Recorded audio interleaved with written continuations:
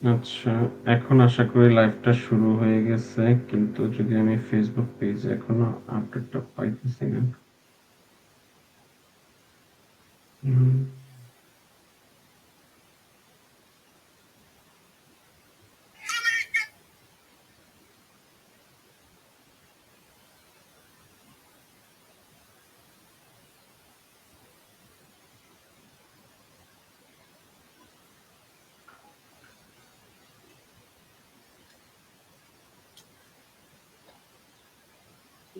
ভাই পেজে লাইভটা চলছে, ভাই আমরা সম্ভবত শুরু করতে পারি।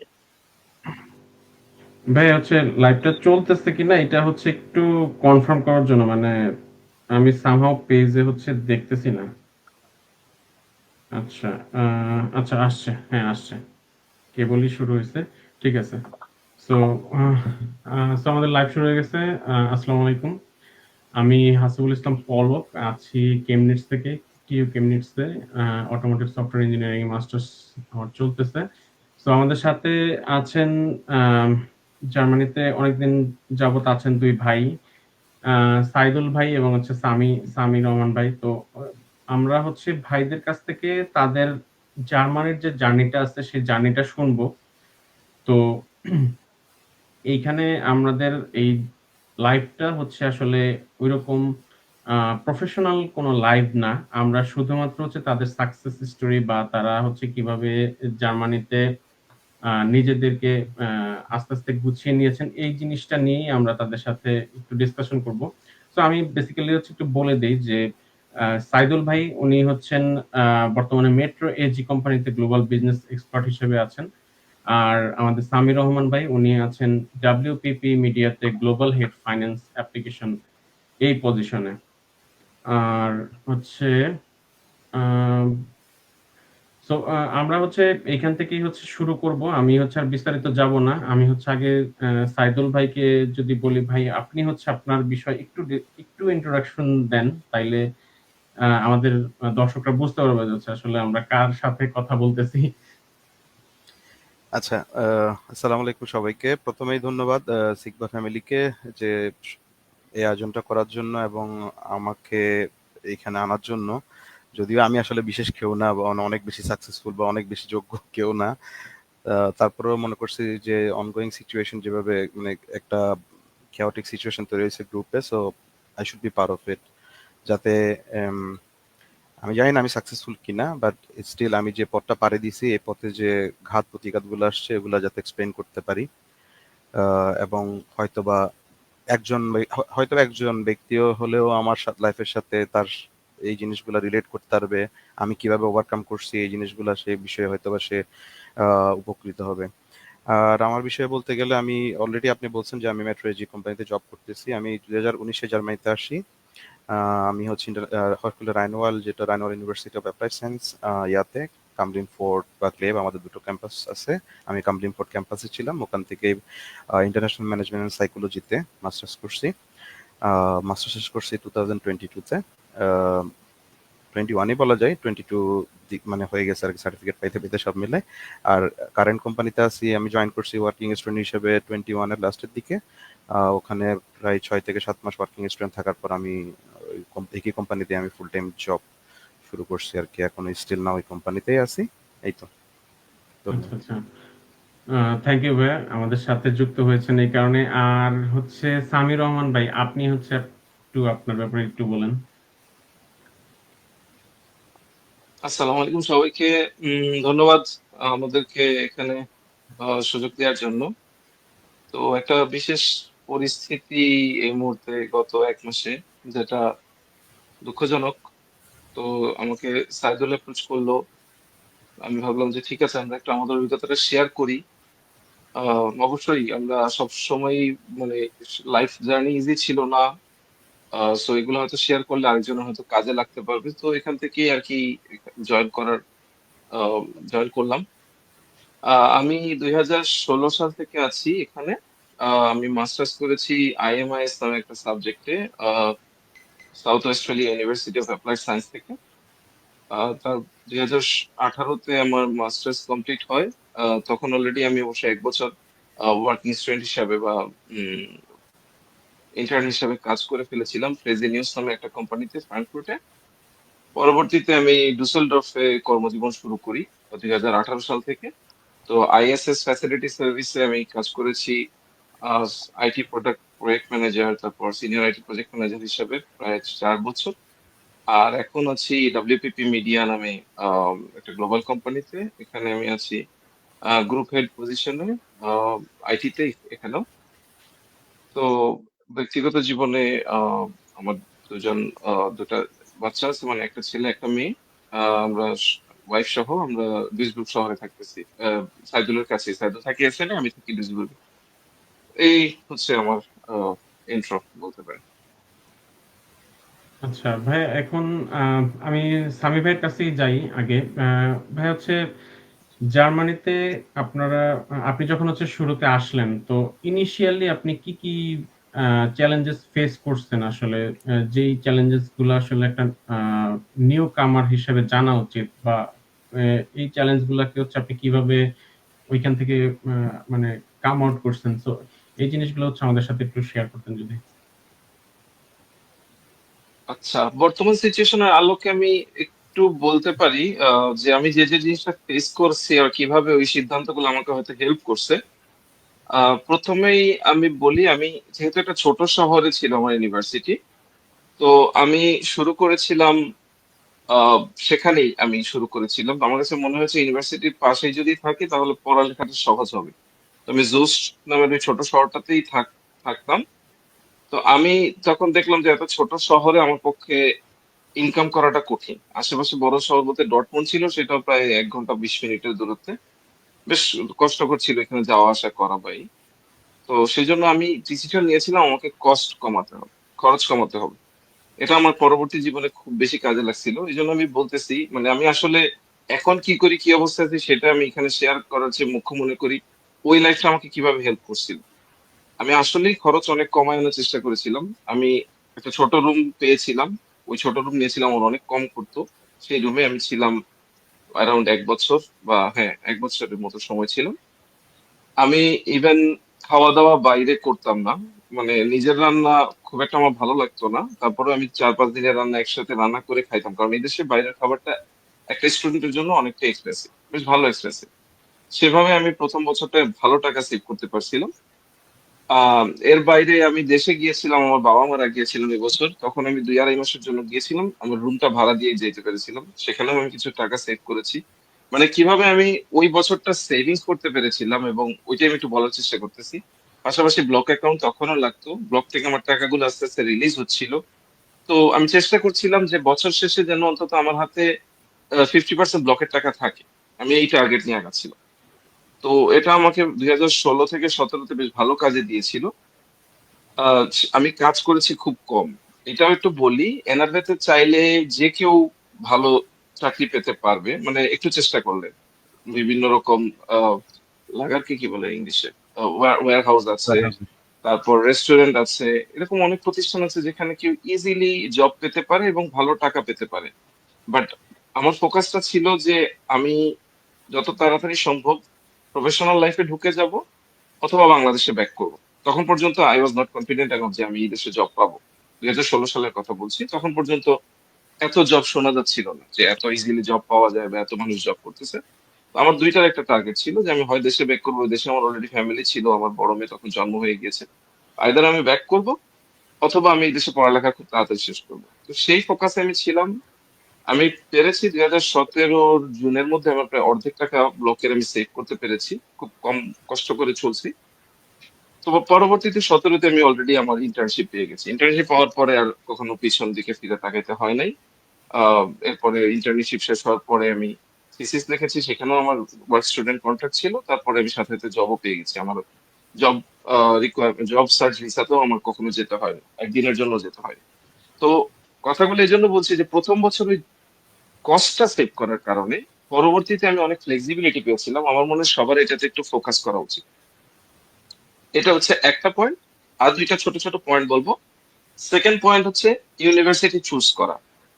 আপনারা হয়তো যারা একটু ঘাটাঘাটি করছেন তারা জানেন যে আমাদের আইএমএস সাবজেক্টটা ভালো, কিন্তু যদি আপনি গ্লোবাল র্যাঙ্কিং এ গুগল করেন তাহলে আসলে আমাদের সাউথ অস্ট্রেলিয়া ইউনিভার্সিটি আপনি র্যাঙ্কিং এ পাবেন না। এটা নিয়ে আমি একটু ফ্রাস্ট্রেটেড ছিলাম একদম শুরুতে। তো আমি করলাম কি, আমি তখন ওই যে মুনস্টার ইউনিভার্সিটি আছে আমাদের এখানে, এটা খুব নামকরা ইউনিভার্সিটি, ওয়ার্ল্ড র্যাঙ্কিং এ 200 এর মধ্যে থাকে। সেখানে আমি অ্যাপ্লাই করলাম আসার পরে, জার্মানিতে আসার পরে, মাস্টার্স ইন ইনফরমেশন টেকনোলজি, এবং আমি এটা পেয়েও গিয়েছি।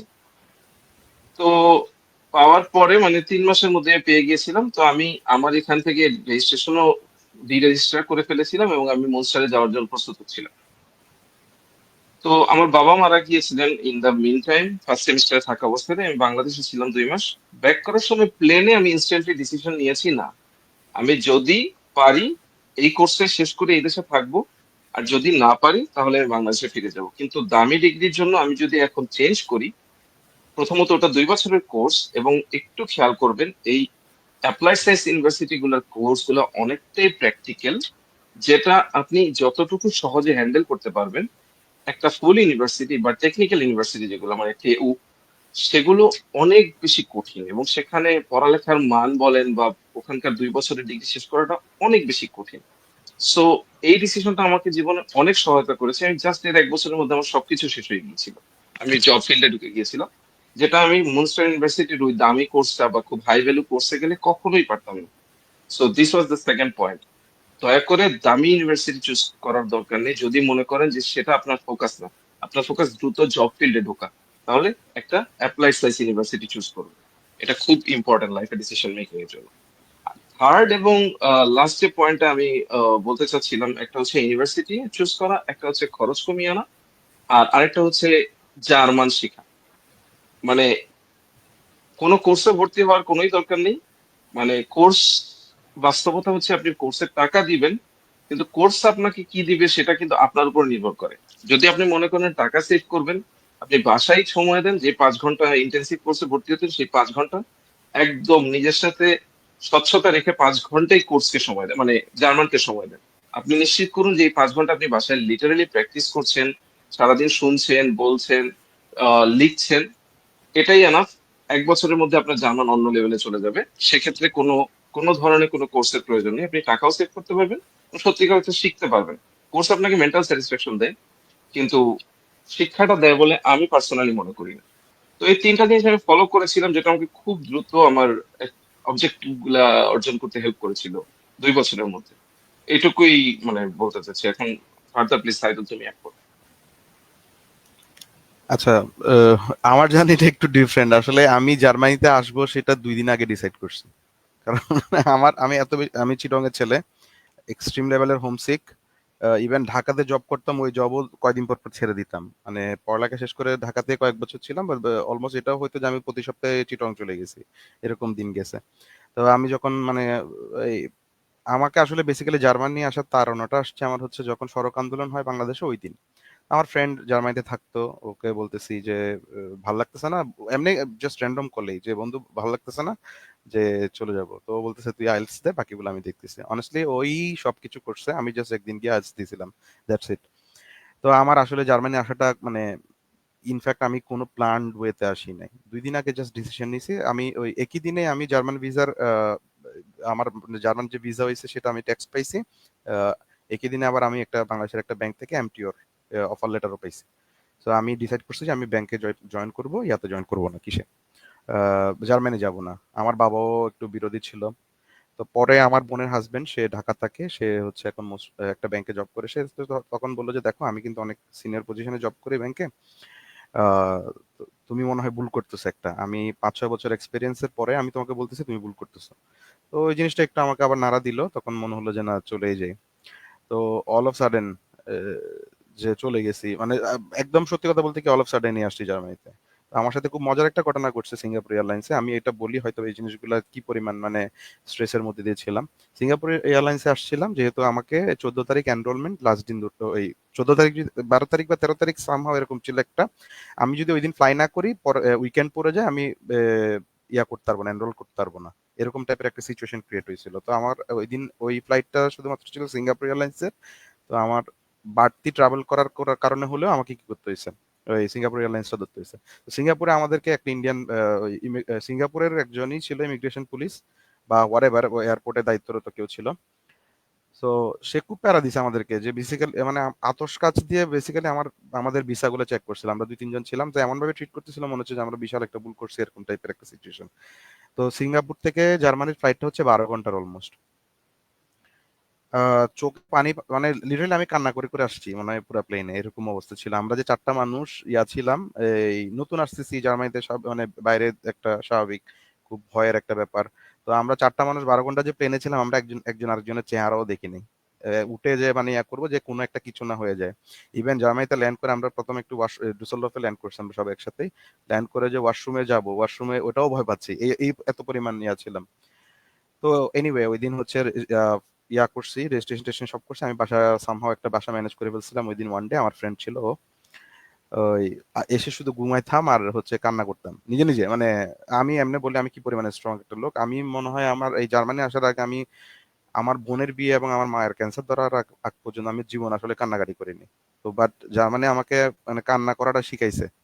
সো এই 2টা ইভেন্টের বাইরে আমি এই ফার্স্ট লাইফে কান্না করছি আর কি। মানে অলমোস্ট প্রতিদিনই, মানে ভালো লাগতো না, খুবই বিরক্ত লাগতো, এই যে খুবই গ্লুমি ওয়েদার, মানে ঘুম আসে সারাদিন, ক্লাস করি না, কিছু করি না, যাই না, এরকম টাইপের। সো তারপরও 1-2 মাস পরে মোটামুটি একটা আবার একটু ভার্সিটিতে যাওয়া শুরু করলাম, দেখি যে কি হয়, মানে আসলে কি কি আছে। হয়তো বা চলে ব্যাক করব ভাইয়ের মতোই, যে ব্যাক করবো অথবা হয়তো বা আসছি যেহেতু আবার ডিগ্রি শেষ করে ব্যাক করবো, এরকম টাইপের একটা সিচুয়েশন।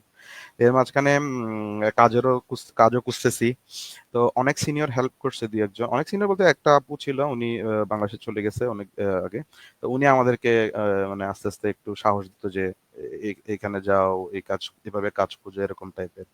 তো আমার এখনো মনে আছে আমি ফার্স্ট কাজ পাইছিলাম হচ্ছে একটা এই ওয়্যার হাউসেই। তো ঈদের দিন, ওই দিন আবার, তো ঈদের দিন ফার্স্ট ফার্স্ট দিন কাজ ঈদের দিন। আমি আব্বু আম্মু ফোন দিছে যে ঈদের দিন কি করতেছো। আমি তখন হচ্ছে সিকিউরিটি ভেস্ট পরা, আমি একটা বড় এলকাবের নিচে, মানে বড় যে বাংলাদেশে যারা আছে ওদের জন্য বড় ট্রান্সপোর্টের যে ট্রাক গুলা থাকে বিশাল বিশাল, ওই যে পোর্ট এরিয়ায়, ওগুলা নিচে গিয়ে জাস্ট আব্বু আম্মুর সাথে একটু করে কথা বলছি, যাতে কি শিফট মানে ওই যে লিডার বা যে জব দিছে সে না দেখে, এরকম টাইপের একটা সিচুয়েশন ছিল। তো বুঝেন মানে কি একটা সিচুয়েশনের মধ্যে দিয়ে গেছি। এরপর ওই ওই উইকের মধ্যে আমার বেস্ট ফ্রেন্ডের বিয়ে, সে বিয়ে করতেছে। ইভেন আমার এটা বলতেছে যে তুই তোকে আমি ফ্লাইটের টিকিট দিব, তুই চলে আয়, এরকম টাইপের আর কি। তো এনিওয়ে তখন ওই কাজ হয়তো বা কিছুদিন কন্টিনিউ করছে। এরপর ভার্সিটিতে হচ্ছে প্রথম সেমিস্টারে মনে হয় 2টো সাবজেক্ট অ্যাটেম্প করতে পারছিলাম, যেহেতু দেরিতে আসছিলাম। দুটোতেই ফেল। অথচ আমি বাংলাদেশের জীবনে মানে কোনোদিন ফেল টেল করি নাই আর কি, মানে ইয়া নাই, দুটোতেই ফেল। এখন তো কিরে মানে কোন দুনিয়া এসে পড়লাম। তার উপর আবার ওই একটা বুথ ছিল যে টিউ মিনিকে পড়বো, অফার লেটার ছিল, ওটাতে চলে যাব। শুধুমাত্র এনআরবিতে আসা হয়েছে হচ্ছে এনরোলমেন্ট ডেট যেহেতু ম্যাচ করতে পারবো না, প্লাস হচ্ছে আমার ফ্রেন্ড থাকে, যে ফ্রেন্ড আমাকে সবকিছুতে আমার সবকিছু করে দিয়েছে, সে ওই উদ্দেশ্যে এখানে চলে আসা। তো এর মধ্যে আবার দোদুল্যমান যে চলে যাব মনে হয় সেকেন্ড সেমিস্টারে টিউ মিনিকে। পরে একটা জেদ চেপে বসছে ফেল করার পরে, যে কেন হবে না, মানে কি মানে প্রবলেমটা কোথায় আসলে আমি একটু দেখতে চাই, যে একটা সেমিস্টার ট্রাই করি। তো আল্লাহর রহমতে এর পরের সেমিস্টারে মানে আমরা ওই ওই 2টা কোর্স আবার হচ্ছে আমাদের। তো এখানে এই মাঝখানের আমাদের অ্যাটলিস্ট অক্সুলার আইন হলে হচ্ছে কি আপনি সামার সেশনে পরীক্ষার পরে আরেকটা মানে মাঝখানে একটা গ্যাপ দিয়ে পরীক্ষা দেওয়া যায়, ক্লাস হয় না, বাট সেম পরীক্ষাগুলো আবার দেওয়া যায় রেজিস্ট্রেশন করে। তো ওই 2টা কোর্সই হচ্ছে আবার রেজিস্ট্রেশন করে পাশ করছি আর কি। তখন একটা মানে মোটামুটি একটা সাহস আসছে যে না, ওকে ফাইন। প্রফেসরের সাথে মিট করতেছিলাম বারবার, যে আসলে আমার দুর্বলতাটা কোথায়। দেখো প্রফেসররাও যথেষ্ট হেল্পফুল ছিল আমি বলবো, যে ওরাও বুঝছে যে আমরা একটু চ্যালেঞ্জিং সিচুয়েশনে ছিলাম, যে লাস্ট মোমেন্টে আসছি অলমোস্ট, অনেকগুলা ক্লাস মিস করছি। সো সে অনেক হেল্প করছে। তো মোটামুটি ওই 2টা কোর্স পাশ করলাম। নেক্সট সেমিস্টার একটা চ্যালেঞ্জ হিসেবে নিলাম যে কি করা যায়। তখন আবার হচ্ছে আমাজনে এখন আমরা সবাই মোরলেস মানে পার্ট টাইম জব গুলা খুঁজি, যেগুলা আমি blue colour job white colour জবই বলতেছি, বাট এখানে মানে ডিসরেসপেক্টের কিছু না, ইয়া না। তো ব্লু কালার জব গুলা যখন খুঁজতেছি, আমাজন হচ্ছে তখন রাইনবার্গ নাকি একটা আমাজন ছিল, ওখানে ওরা লং টার্মের জন্য লোক নিচ্ছে আর কি। তো আমি অনেকগুলো আমাজন আছে এনআরবিতে, আসলে আমি ওই আমাজনটা চুজ করার পিছনে রিজন ছিল হচ্ছে ওটা আমার ইউনিভার্সিটি থেকে 10-15 মিনিটের ডিস্টেন্সে, এবং আমি এমনভাবে ক্লাসগুলো মিলাইতে পারছি যে সামহাও আমি হয়তো বা কি করব, মানে আমাজনে কাজ সকালে ক্লাস করে কিছু কিছু ক্লাস করে আমি কি করতে পারবো, আমাজনে কাজ করতে পারবো, এরকম একটা ইয়া ছিল। তারপর আমরা ভাগ করে নিছি যে তুই 2 দিন ক্লাস মানে তুমি এক কাজ করো, এই দিন ক্লাস আমি জয়েন করতে পারতেছি না, তুমি একটু প্লিজ নোটগুলা নাও, রেকর্ড করো বা হোয়াট এভার ইউ ডু। যে আমরা সবগুলা কোর্স করছি কি আমরা অ্যাটলিস্ট ক্লাসের সাথে টাচে ছিলাম। এমন হয় নাই যে আমরা একদম মানে এই কোর্স শুরুতেই ছেড়ে দিব, এই কোর্স করব না, এরকম টাইপের কোনো সিচুয়েশন ক্রিয়েট করি নাই আমরা শুরুতেই। So, সবাই টাচে ছিলাম, ভাগ অ্যাটলিস্ট এক ইভেন আমাজনে 4 মাসের কাজের কারণে আমরা 1 মাস কাজ করলে 2.5 দিন হচ্ছে ছুটি পাওয়া যায় জার্মানিতে সিস্টেম অনুযায়ী এইচআর এর। তা আমরা করতাম কি ওই 2 দিন করতাম, 2 দিন হচ্ছে ছুটি নিতাম। ধরেন মঙ্গলবারে হয়তো আমার 2টা ক্লাস ছিল, বিকালবেলা একটা ক্লাস ছিল, আমি ওই দিন ডে অফ নিতাম আমাজনে। তারপর করতাম কি, যেহেতু আহ, একটু আমাজনে ওভারটাইম করা যায়, প্রতিদিন 8 ঘন্টার জায়গায় 10 ঘন্টা কাজ করতাম অন্যদিন, তো ওটার বিনিময়ে হচ্ছে 4 দিন আমি 2 ঘন্টা করে কাজ করলে একদিন আমি কি করতে পারবো, ডে অফ নিতে পারবো। তো ওইটা কি করতাম, ট্রেড অফ করতাম। তো এরকম আমি আমি হিসাবগুলো করতাম আসলে উইক বাই উইক। আমি নেক্সট উইকে কি করতেছি, আমার হচ্ছে একটা ছুটি কাটে যাচ্ছে, তাহলে আমি আর 7টা ছুটি পাচ্ছি। এভাবে 4 মাসে হচ্ছে আমার টোটাল কত, 4 4 16 বা 17 মাস 18 মাস এরকম। তো আমার 17 দিন ছুটি লাগবে, 17টা মঙ্গলবার আমার ছুটি লাগবে, এরকম টাইপের। তো আমি ছুটিতে পাচ্ছি হচ্ছে 8 দিন, বাকিগুলো কি করবো, তখন ওভার টাইম দিয়ে এগুলো কভার করছি, এরকম টাইপের ছিল। একদিন হয়তো বা সিক লিভ নিছি এরকম। শুরুতে সিকও দিতে ভয় পাইতাম, কারণ হচ্ছে জব চলে গেলে কি হবে, এরকম টাইপের। তো এনিওয়ে ডিসেম্বর পর্যন্ত সুন্দর আমরা আমাজনে কাজ করছি, ভালো একটা হ্যান্ডসাম অ্যামাউন্টের টাকা আসছে এই ইয়াতে। প্লাস হচ্ছে কোর্স গুলো মোটামুটি আমরা কি করছি, প্রিপারেশন গুলো নেওয়া মানে অ্যাটলিস্ট টাচে ছিলাম ভার্সিটিতে। অ্যাসাইনমেন্ট যখন ছিল দিছি, ভার্সিটিতে ক্লাসে কি পড়াচ্ছে টিচার, এগুলা প্রফেসর কি পড়াচ্ছে, এগুলা মোটামুটি নলেজে ছিল, নোট নিছি। তারপর জানুয়ারি ফেব্রুয়ারি কোনো আমি কখনোই কাজ করি, মানে জানুয়ারি ফেব্রুয়ারি কাজ করি নাই, সুন্দর জানুয়ারির এন্ডে থেকে শুরু করে ফেব্রুয়ারির এন্ড মিডল পর্যন্ত মোরালেস আমাদের এক্সাম সেশন ছিল। তো এই সময় আমি কোনো কাজ করতাম না। ইনফ্যাক্ট তখন কাজও পাওয়া যেত না, কাজ কম পাওয়া যায় আর কি জার্মানিতে, কারণ লাগার গুলো মোরালেস এই ক্রিসমাসের পিক টাইমটা শেষ হয়ে যায়। রেস্টুরেন্ট গুলাও উইন্টার সিজনে একটু কাস্টমার কম থাকে বিধায় স্টুডেন্টদেরকে নিতে চায় না, বা যারা লং টার্ম থাকে না ওরকম করে হঠাৎ করে নিতে চায় না আর কি। ঠিক আছে। তো তখন করলাম কি, এই 2 মাস আমি সুন্দর পড়ালেখার প্রিপারেশন নিয়ে কাজ শুরু করে দিলাম আর কি। এক্সাম গুলো মোরালেস আমি যতগুলো কোর্স অ্যাটেম্প করছি সবগুলাই হয়ে গেছে। পরের সেমিস্টার আসছে হচ্ছে কোভিড। ও মাই গড, মানে এটা একটা হরিবল এক্সপিরিয়েন্স ছিল আমার লাইফে। আমি মানে 6 মাস, 6 থেকে 7 মাস অলমোস্ট কি মানে কোনো জব জব ছাড়া ছিলাম। তো জব ছাড়া যখন ছিলাম তখন হচ্ছে ফ্রাস্ট্রেশন চলে আসতেছিল। তো কি করব, আমি জার্মানিতে আসার পর একটা জিনিস বুঝছি যে প্রথম 4 5 মাস পরে যে আমাকে কি করতে হবে, মানে প্রতি বছরে কিছু না কিছু অ্যাচিভমেন্ট থাকতে হবে, প্রতি মাসে, প্রতি এই, সপ্তাহে, এভাবে করে আমি ছোট ছোট মানে ক্লাস্টার করে করে টাইমগুলোকে আগাতাম। তা আমি হচ্ছে সামি ভাই তো বলছে ল্যাঙ্গুয়েজের ব্যাপারে ওনার ওপিনিয়ন বলছে, আমি আমারটা বলি। তা আমি ডিরেক্টলি কি শুলেতে চলে গেছি, কারণ এক একজন এক একভাবে মোটিভেশন পায়। আমার মোটিভেশনটা ছিল হচ্ছে আমি কিছু টাকা ইনভেস্ট করলে হচ্ছে কি আমার মোটিভেশনটা খুব হাই থাকবে। তো আমি করছি কি, ওই কোভিড এর টাইমে অনলাইনে কি ভর্তি হয়ে গেছে। আমাকে অনেকেই মানা করতেছিল যে কি করিও না তুমি, অনলাইনে করিও না, শিখতে পারবে না। বাট আমি দেখতেছি আসলে আমি পুরো আইডল একটা টাইম পার করতেছি। ভার্সিটি গুলো তো অনলাইনে ক্লাস হচ্ছে, কাজ নাই কোনো কানে, তারপরে অলমোস্ট তখন বের হওয়াও একটা দায়, মানে খুবই রিস্কি একটা ব্যাপার ছিল এরকম। সুপার শপ গুলোতে একজন বাজার করতে পারতো না, এই টাইপের একটা সিচুয়েশন হয়ে গেছিল। তো আমরা আবার কোভিডও ইফেক্টেড হয়েছিলাম মাঝখানে, এরকম টাইপের সিচুয়েশন। তখন আমি হচ্ছে ল্যাঙ্গুয়েজটা ভর্তি হয়ে গেছে গিয়ে একটুতে। আমি অনলাইনে করলেও আমি চেষ্টা করছি এটা রিকভার করার জন্য, নিজে প্র্যাকটিস করে করে।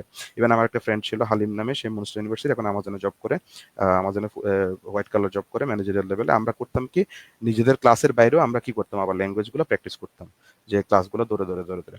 তাও এটা আমাকে খুব বেশি হেল্প করছিল। তো অলমোস্ট এটুর পরে আমার মুখে কোনো অ্যাটলিস্ট কথা বলা, মানে বিগেটস এই টাইপের ছোট ছোট বাক্যগুলো বের হওয়া শুরু হয়েছে। তারপর হচ্ছে সাথে সাথে আমি আবার বি ওয়ানও করে ফেলছি ওই ওই সময়। তো ভার্সিটির কোর্সগুলোও কোভিডের সময় ইজিলি হয়ে গেছে। কিন্তু একটা কোর্স আমি কি এভাবেই কন্টিনিউ করবো, নাকি বেশি লং করে ফেলতেছি? না, না ভাই, সমস্যা নেই। ঠিক আছে।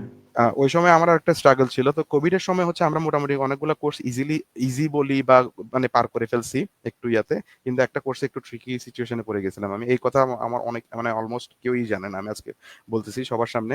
কারণ আলটিমেটলি ফ্রাস্ট্রেশন গুলো আসে এইগুলা থেকে, এই যে কাজ নাই 6 মাস, ঠিক আছে। তো এই 6 মাস কাজ নাই, এটাকে আমি মানে ডিমোটিভেটেড না হয়ে আমি কি করছি, যাতে আমি ল্যাঙ্গুয়েজটা করছি, অ্যাটলিস্ট আমার একটা অ্যাচিভমেন্ট তো আছে, আমি একটা জিনিস একটা ধাপে আগাই গেলাম। ঠিক আছে, এইটা একটা আমার ইয়া ছিল, প্ল্যানিং ছিল সবসময়। তো এরপরে হচ্ছে ওই কোভিড এর সময় একটা জিনিস হয়েছে কি, আমরা 3 4 জন বন্ধুরা মিলে একসাথে পরীক্ষা দিতে গেছি। সামহাও প্রফেসর হচ্ছে আমাদের আইপি ট্র্যাক করছে। সো সে সেটা ইনফর্ম করে নাই। কোভিড এর সময় হচ্ছে ফ্রাইফাস যুগ ছিল, মানে হচ্ছে আপনি ফেল করলেও হচ্ছে কি হবে না, এটা অ্যাটেম্প্ট হিসেবে কাউন্ট হবে না। এখানে তিনটা এক সাবজেক্টে তিনবার ফেল করলে হচ্ছে ভার্সিটি থেকে ড্রপ আউট হতে হয়, ভিসা ক্যান্সেল হয়ে যায়, অন্য ইউনিভার্সিটি অনেক অনেক ইস্যু। আমি ওদিকে যাব না। বাট আমরা হচ্ছে 4 জন পরীক্ষা দিছি, আমাদেরকে হচ্ছে ইয়া করছে। সো বাই লস বা যেহেতু আগেই ডিক্লারেশন দিছে যে এটা হচ্ছে ফেল হিসেবে কাউন্ট হবে না, কিন্তু আমাদেরকে মার্ক করে রাখছে যে আমরা 4 জন একই রকম পরীক্ষা, মানে অলমোস্ট একই আইপি থেকে কি করছি, পরীক্ষা দিছি। তো প্রফেসরের অ্যাটিটিউডটা এমন ছিল যে মানে আমরা বুঝতে পারি না, কিন্তু তখন ফেল করছি, ওকে ফাইন, আমরা বলছি দূর ফ্রি ফ্রি অ্যাটেম্পটই তো, কি করব, মানে খুব বেশি সমস্যা হবে না, ওপেন বুক এক্সাম দিয়ে দিছিলাম। তো পরের বার হচ্ছে পরীক্ষা দিতে গেছি। পরীক্ষা দিতে গিয়ে দেখেছি খুব ভালো পরীক্ষা দিয়েছি, কিন্তু আমাদেরকে ফেল করাই দিছে। তো এটা ফার্স্ট ফেল করাই দিছে, এটা অ্যাটেম্প্ট ইয়া হয়েছে, কারণ ও প্রশ্ন ওই ফার্স্টটা আমরা দিছি হচ্ছে অন্য অনেক বেশি স্টুডেন্টের মধ্যে দিই না, আমরা এমন আমরা 4-5 জনই পরীক্ষা দিয়েছিলাম, এরকম টাইপের একটা সিচুয়েশন ছিল ফল সেমিস্টারে। তো সামহাও এমন ভাবে ট্রিকি প্রশ্ন সেট করছে, আমার মনে হয়েছে যে আমি অনেক ভালো পরীক্ষা দিয়েছি, কিন্তু আমি ফেল করছি। আমরা ফেল, সবাই ফেল, এরকম টাইপের সিচুয়েশন। এরপরে সেকেন্ড বার খুব ভালোভাবে প্রিপারেশন নিয়ে এখন হচ্ছে 2021 এর কথা বলতেছি এখন। তখন বিয়ে করতে আসবো দেশে। আহ, সেই জানুয়ারি থেকে বিয়ে করতে আসবো, কিন্তু ফ্লাইট বন্ধ, 2 দিন হয় না, সে হয় না, ভিসা না, ভিসা নাই, ভিসা শেষ হয়ে যাবে জুলাইতে, এরকম করতে করতে আলটিমেটলি আমি এই কোভিড এর ইয়াটা 2021 পর্যন্ত আমি আসছি জুলাইয়ে। তো ফাইনালি দেশে আসছি আগের দিন, এই পরীক্ষাটা, যে পরীক্ষা একবার ফেল করছি সে পরীক্ষাটা আবার দিতে দিয়ে। তো অলরেডি আমার কি হয়ে গেছে, সরি, একবার ফেল করছি, মানে করোনার কারণে বেঁচে গেছি বিধায় একবার ফেল, মানে একটা বেঁচে গেলাম। তো আরেকবার ফেল করছি, একটা অ্যাটেম্প শেষ। কি করছে ও, আমাকে করছে কি এরপরে ইয়া ফেল করাই দিছে, নাম কি সেকেন্ড অ্যাটেম্পটে আমি বিয়ে করতে আসবো, এই আগের দিন পরীক্ষা দিয়ে ফ্লাইটে উঠছি, চিটং এ জাস্ট ডোমেস্টিক থেকে ফ্লাইটে নামছি, এখান থেকে ফোন দিছে যে আমরা আবার ফেল করছি। চিন্তা করতে পারেন মানে কি সিচুয়েশন দিয়ে গেছি, মানে দেশে যাব, এই আনন্দ করব, ফুর্তি করব, মানে একটা ভালো সময় নিয়ে গেছি, কিন্তু এই সিচুয়েশন। তো আরেকবার অ্যাটেম্প, মানে এখানে যারা জার্মানিতে থার্ড অ্যাটেম্প নিয়ে ঘুরে তারা জানে যে কি, মানে কিসের মধ্যে দিয়ে তারা যায়, সেটা ওই ব্যক্তি ছাড়া আসলে দুনিয়ার কেউ বুঝাতে পারবে না। এটা আমি আমি এখন বললেও আপনারা বুঝবেন না কেউ, ঠিক আছে, হয়তোবা ওই সিচুয়েশনের মধ্যে দিয়ে যে যায় না সে বুঝে না। তো এখন মানে এমন একটা সিচুয়েশন যে 2 মাস ওই সময় 2 মাস অলমোস্ট দেশে ছিলাম। দেশে বুচি রঙের বিয়ে, বুঝেন, টাকা পয়সা খরচ করে একদম যাচ্ছে তাই অবস্থা, একেবারে এদিকে এদিকে তো ফেটে যাচ্ছে, যে আবার যদি ফেল করি সাথে সাথে তো আবার দেশে ব্যাক করতে হবে। তখন এতদিন সিঙ্গেল ছিলাম, নিজের লাইফ নিয়ে যা ছিনিমিনি করতে, মানে যা ইচ্ছা তা করতে পারছি, কিন্তু এখন তো একটা মানে বন্ডিং হয়ে গেছে, সো অনেক বেশি ইয়া। তো আসছি যখন, তখন 2টা ক্রেডিট কার্ডে মনে হয় একটা ক্রেডিট কার্ডে অলমোস্ট 8,000 ইউরো খালি। যেদিন ল্যান্ড করছি 5 টাকা পকেটে, আমার আমার পকেটে 5টা ইউরো ছিল না, যেটা দিয়ে কি করব আমি, কিছু কিনে খাবো এরকম টাইপেরও ইয়া ছিল না। তখন এরকম আরেকজন ভাই, উনি বলতেছে তুমি আমি খুবই ফ্রাস্ট্রেটেড ছিলাম, মানে আমার এমন সিচুয়েশন যে হয়তো বা মানে যে কোনো একটা জিনিস হয়ে যাবে এরকম টাইপের অবস্থা। একে তো থার্ড টাইম, একে হচ্ছে এই কি বলে যে পকেটে টাকা নাই, পুরা লোন আর লোন, এত বাজে অবস্থা। তো এরপরে উনি আমাকে মোটিভেশন দিল যে তুমি কি করো, B2টা করে ফেলো, তাহলে হচ্ছে তুমি একটা কি পাবা, ইয়া পাবা, যে মোটিভেশন পাবা। তো উনি আমাকে টাকা দিছে, আমি ওই টাকা দিয়ে B2তে ভর্তি হয়েছি ল্যাঙ্গুয়েজে। তো যেহেতু মানুষের থেকে ধার নিয়ে করছি, প্লাস হচ্ছে তখন আমার আসলে একটা মানে আমার মাইন্ডটাকে ডাইভার্ট করার জন্য অনেক বেশি কি মানে একটা কিছুতে ফোকাস থাকা দরকার ছিল। তো B2টা খুব ভালো মতো করছি। তো তখন ডিসিশন নিছি যে মানে B2 করা অবস্থায় যে আমি মানে 21 এর লাস্টের দিকে এগুলা, আমি অক্টোবর সেপ্টেম্বরের দিকে আমি এখন কি করব, জব অ্যাপ্লাই করা শুরু করব। তখন হচ্ছে আসলে আমি ওয়ার্কিং স্টুডেন্ট কালচার বা ইন্টার্নশিপ কি জিনিস এগুলোর সাথে আমি পরিচিত ছিলাম না, তখন স্বামী ভাইদের সাথে ওভাবে পরিচয় হয় নাই, মানে জানতাম না যে এরকম একটা দুনিয়া এখানে আছে, এটা একদম টোটালি আমি আনওয়্যার ছিলাম। ইভেন তো আস্তে আস্তে যখন একটু একটু মানে ঘাটাঘাটি করে জিনিসগুলো জানতেছি, ভাইদের সাথে মিশতেছি, তখন দেখতেছি না ওনারা ভালো জব করতেছে। আগে এই কনফিডেন্সটা পাচ্ছিলাম না যে আমি আসলে কর্পোরেট ওয়ার্ল্ডে আমারও পজিশন হতে পারে, আমিও একটা জব করতে পারি, এরকম টাইপের কনফিডেন্সটা পাই না, যেটা ভাই বলতেছে সেম। তো যখন দেখতেছি এই সিচুয়েশন, তখন সিবিটিভি গুছিয়ে অ্যাপ্লাই শুরু করছি। তো মোটামুটি উইদিন ওই যে B2টা করার কারণে হচ্ছে আমি খুব ভালো একটা ইয়া পাইছি, মানে আমার মুডটা চেঞ্জ হয়েছে তখন। মানে এমন হয়েছে যে আমি B2 ল্যাঙ্গুয়েজ করতেছি, সাথে আবার রাইডিং এর জব করতেছি, আবার জবে অ্যাপ্লাই করতেছি, তিনটা জিনিস সিমালটেনিয়াসলি করতেছি। তো ফাইনালি বেশি দিন ওয়েট করতে হয় নাই, আলহামদুলিল্লাহ। তখন হচ্ছে আমি মোটামুটি 8-10টা অ্যাপ্লাই করছি, আমার তখন অলমোস্ট 4-5টা কোম্পানি থেকে অফার চলে আসছে ওয়ার্কিং স্টুডেন্ট। হয়তো তখন সময় ভালো ছিল বা আমি হয়তো ভালো ইন্টারভিউ দিছি, আমি জানি না, মানে লাকি ছিলাম। তো এনিওয়ে আমি মেট্রোতেই চুজ করছি। ইভেন আমি এমন একটা ডিলেমাতে পড়ে গেছি যে আসলে কোনটা আমার চুজ করা উচিত, কোনটাতে আমি জয়েন করবো, এরকম টাইপের একটা সিচুয়েশনে পড়ে গেছিলাম। তারপর আমি মেট্রোতে জয়েন করছি ফাইনালি ওখান থেকে। এরপর এখনো তো প্যারা আছে যে ওয়ার্কিং স্টুডেন্ট হলো, কিন্তু এখনো তো থার্ড অ্যাটেম্প বাকি আছে, তাই না? তো এখন কি করব? আমি অনেকে হয়তো থার্ড অ্যাটেম্প নিয়ে ঘুরতেছেন, এই ব্যাপারটা ওনাদেরকেও হেল্প করতে পারে। তো এখনো পর্যন্ত আমাদের সাথে প্রফেসরের সাথে কিন্তু কখনো কি হয় নাই, মানে ফিজিক্যালি দেখা হয় নাই, কারণ সবসময় অনলাইনে পর্যন্ত হচ্ছিল। তো আমি বলছি না, আমি ডিসেম্বর অ্যাটেম্পটা আর পরীক্ষা দিব না।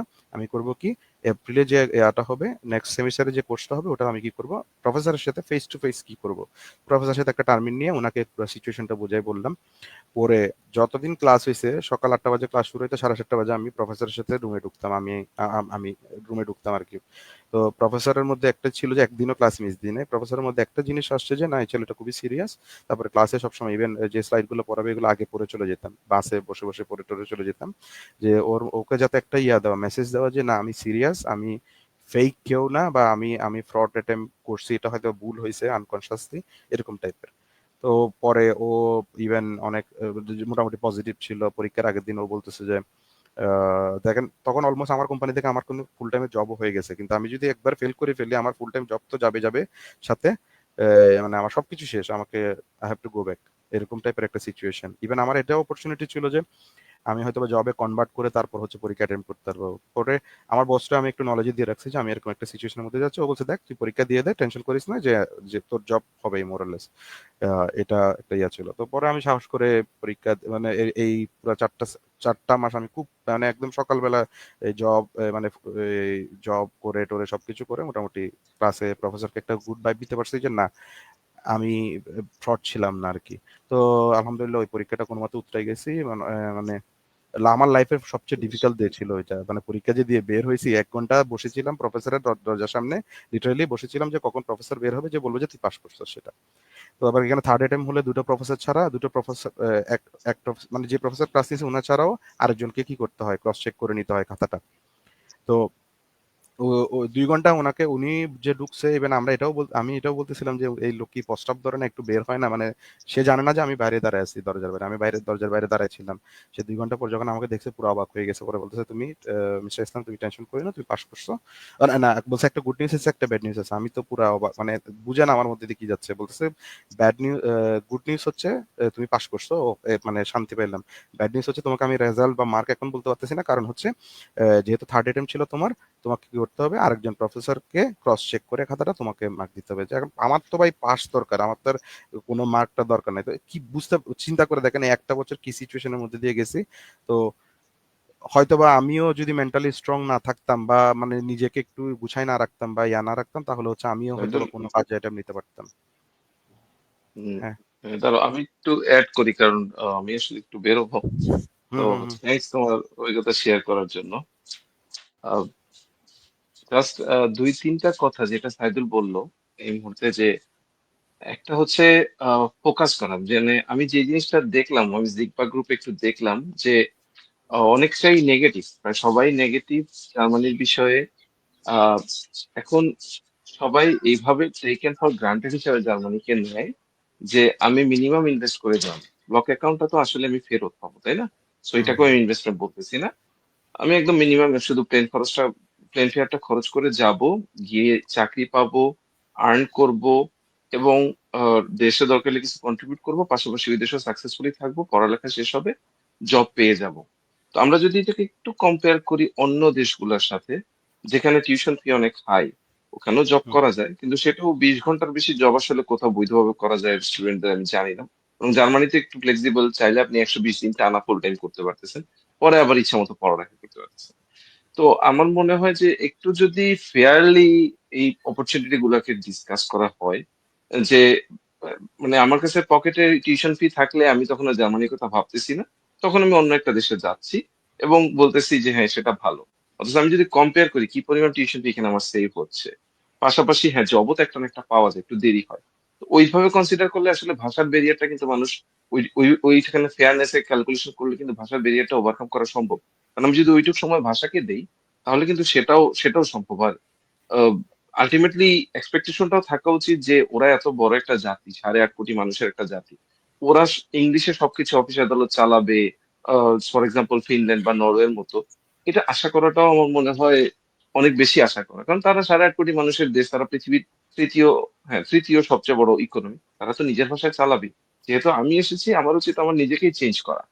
আর একটা সমস্যা হয়ে গেছে, আইটি ফিল্ডটা ইভেন 2017, 18, 19, 20, 21 পর্যন্ত আমরা যখন জব করেছি, আইটি ফিল্ডটা ইংরেজির জন্যই ছিল। মানে তারা ওই ক্ষেত্রে স্যাক্রিফাইস করতো যে আমি যেহেতু আমাদের আইটি রিসোর্স এনাফ না, আমরা ইংরেজি ভাষাভাষীদের সাথে ইংরেজিতে কমিউনিকেট করবো। বিয়ন্ড দ্য টাইম, এই 7-8 বছরে তারা যেটা করেছে, এত বেশি আইটি রিসোর্স তৈরি করেছে, এখন তারা বলতেছে না, তো যদি আইটিতেও জব করতে হয় অথবা একটু ভালো পজিশনে যেতে হয়, তাহলে আইটি সরাসরি আমার এমপ্লয়ীদের সাথে যোগাযোগ করতে পারতে হবে। আগে যেটা করতো, তারা মাঝখানে একজনকে বসাতো, যে কিছুটা সামহাও প্রোডাক্ট ম্যানেজার বা কোনো একটা নাম দিয়ে বসাতো, যে মাঝখানে কাজ করতো। এখন তাদের কথা হচ্ছে না, যেহেতু আইটির একটা একটা অংশ অলরেডি এআইটি রিকভার করে নিয়ে নিচ্ছে। পাওয়ার এক্স গুলা দেখতেছি আমরা, বিভিন্ন অন্যান্য ছোট ছোট এআই টুল গুলা দেখতেছি, কিছু একটা 20% আমি বলবো অলরেডি আইটি ফিল্ড শেষ হয়ে গেছে, বাকি 80%-এর জন্য তারা রিসোর্স তৈরি করেছে। সো তাদের এক্সপেকটেশন হচ্ছে এইটাই যে আইটি মানে আইটি জব হোক আর যেটাই হোক, আমাদের ভাষা এখন কথা বলতে হবে। সো এই বিষয়গুলোর কারণে জব ফিল্ডটা কঠিন হয়ে গেছে, কারণ 2018, 19, 20 আমি নিজে দেখেছি, কোর্স শেষ করে নাই কিন্তু সফটওয়্যার ইঞ্জিনিয়ার দেদারসে জব করতেছে, মানে সরাসরি জব হয়ে গেছে, ফুল টাইম জব, তারা সুইচ করে ব্লু কার্ডে চলে গেছে, অনেকের আজ পর্যন্ত কোর্স শেষ হয়নি। সো এটা কোনো সমস্যা ছিল না। ওই দিনটা এখন শেষ হয়ে গেছে, অনেস্টলি ওই দিনটা শেষ হয়ে গেছে। জব, তবে আমি এটা এখনো বলবো, আমি দৃঢ়ভাবে বিশ্বাস করি, ভাষা শিখে নিতে পারলে এই দেশে এখনো চাকরি আছে, অবশ্যই আছে। আর দ্বিতীয়ত হচ্ছে গিয়ে, স্টুডেন্ট যারা আসতেছেন, তারা একটু কম্পেয়ার করেন উন্নত দেশগুলো, যেহেতু একটা ফান্ড নিয়ে আপনি যাচ্ছেন, যেহেতু আপনি জানেনই যে 1 বছর পরেও আপনার একটা ফান্ড লাগবে ভিসা রিনিউ করার জন্য, ওইভাবে মেন্টাল প্রস্তুতি নিয়ে আসাটাই ভালো হবে। আপনি যদি আশা করেন যে ওই জীবনে একবারই কোনোভাবে একটা ফান্ড ম্যানেজ করে আমি আসলাম, বাকিটা পুরোটাই এদেশ থেকে কালেক্ট করব, এটা হয়তো সবসময় সম্ভব নাও হতে পারে, কারণ ইউক্রেন যুদ্ধ প্লাস বাদ বাকি সিচুয়েশনে এই মুহূর্তে ইকোনমি একটু খারাপের দিকে যাচ্ছে। আমি দেখতেছি আমার নিজেরও, আমার টিমও এই মুহূর্তে আমি জব নাই, মানে আমি দিতে পারছি না। তো এই জিনিসটা 1 বছর আগেও ছিল না। তো এই কারণেই বলবো যে একটু ফেয়ারলি কম্পারিজন করলে ভালো হয়, যে অন্য দেশগুলা কেমন করছে। এই টিউশন ফি বাদ দিলাম, সব বাদ দিলাম, তাহলে কি এখানে এখনো বসবাসের জন্য কেমন। আর একটা জিনিস আমি অ্যাড করবো, আমি আগেই বলেছি, আজকে আমি আমরা কেমন আছি সেটা বলতে চাচ্ছি না, একটা স্টুডেন্ট কিভাবে সার্ভাইভ করতে পারে সেটা নিয়ে আলাপ করছি। বাট একটা কথা বলে রাখতে পারি আমাদের অভিজ্ঞতা থেকে, বন্ধু বান্ধব ইউএসএ তে আছে, ইউকে তে আছে, অস্ট্রেলিয়া আছে, জার্মানিতে আপনি একজনের আর্নিং এ যদি প্রফেশনাল জব করে কেউ, তাহলে খুব ভালোভাবে পুরো ফ্যামিলি নিয়ে বসবাস করা সম্ভব। এই জিনিসটা এখন অন্য কোনো উন্নত দেশে সম্ভব কিনা আমি বলতে পারবো না, জার্মানিতে সম্ভব, আমি অনেক উদাহরণ দেখাতে পারবো, শতাধিক। এইটুকুই আমি জার্মানির ডিফেন্সে কথা বলবো। বাদ বাকি হচ্ছে যার যার মাইন্ডসেট, কে কিভাবে নিচ্ছে বা কিভাবে আসছেন, এটা নিজেরই বুঝে আসা উচিত, যে যে দেশে আসবো সে দেশের ভাষা শিখবো, সে দেশের সাথে কোপ আপ করবো, এবং কিছুটা ফান্ড আমি ম্যানেজ করতে পারবো, হয়তো চাকরি পাবো না 1-2 বছর, নিজেকে চালানোর মতো ফান্ড যেন আমার থাকে 2টা বছর, এতটুকুই। ঠিক আছে, আমি ফার্দার পলকের কাছে যাব। আচ্ছা। আসিফুল ইসলাম। থ্যাংক ইউ ভাইয়া, অনেকগুলা ইনফরমেশন শেয়ার করলেন।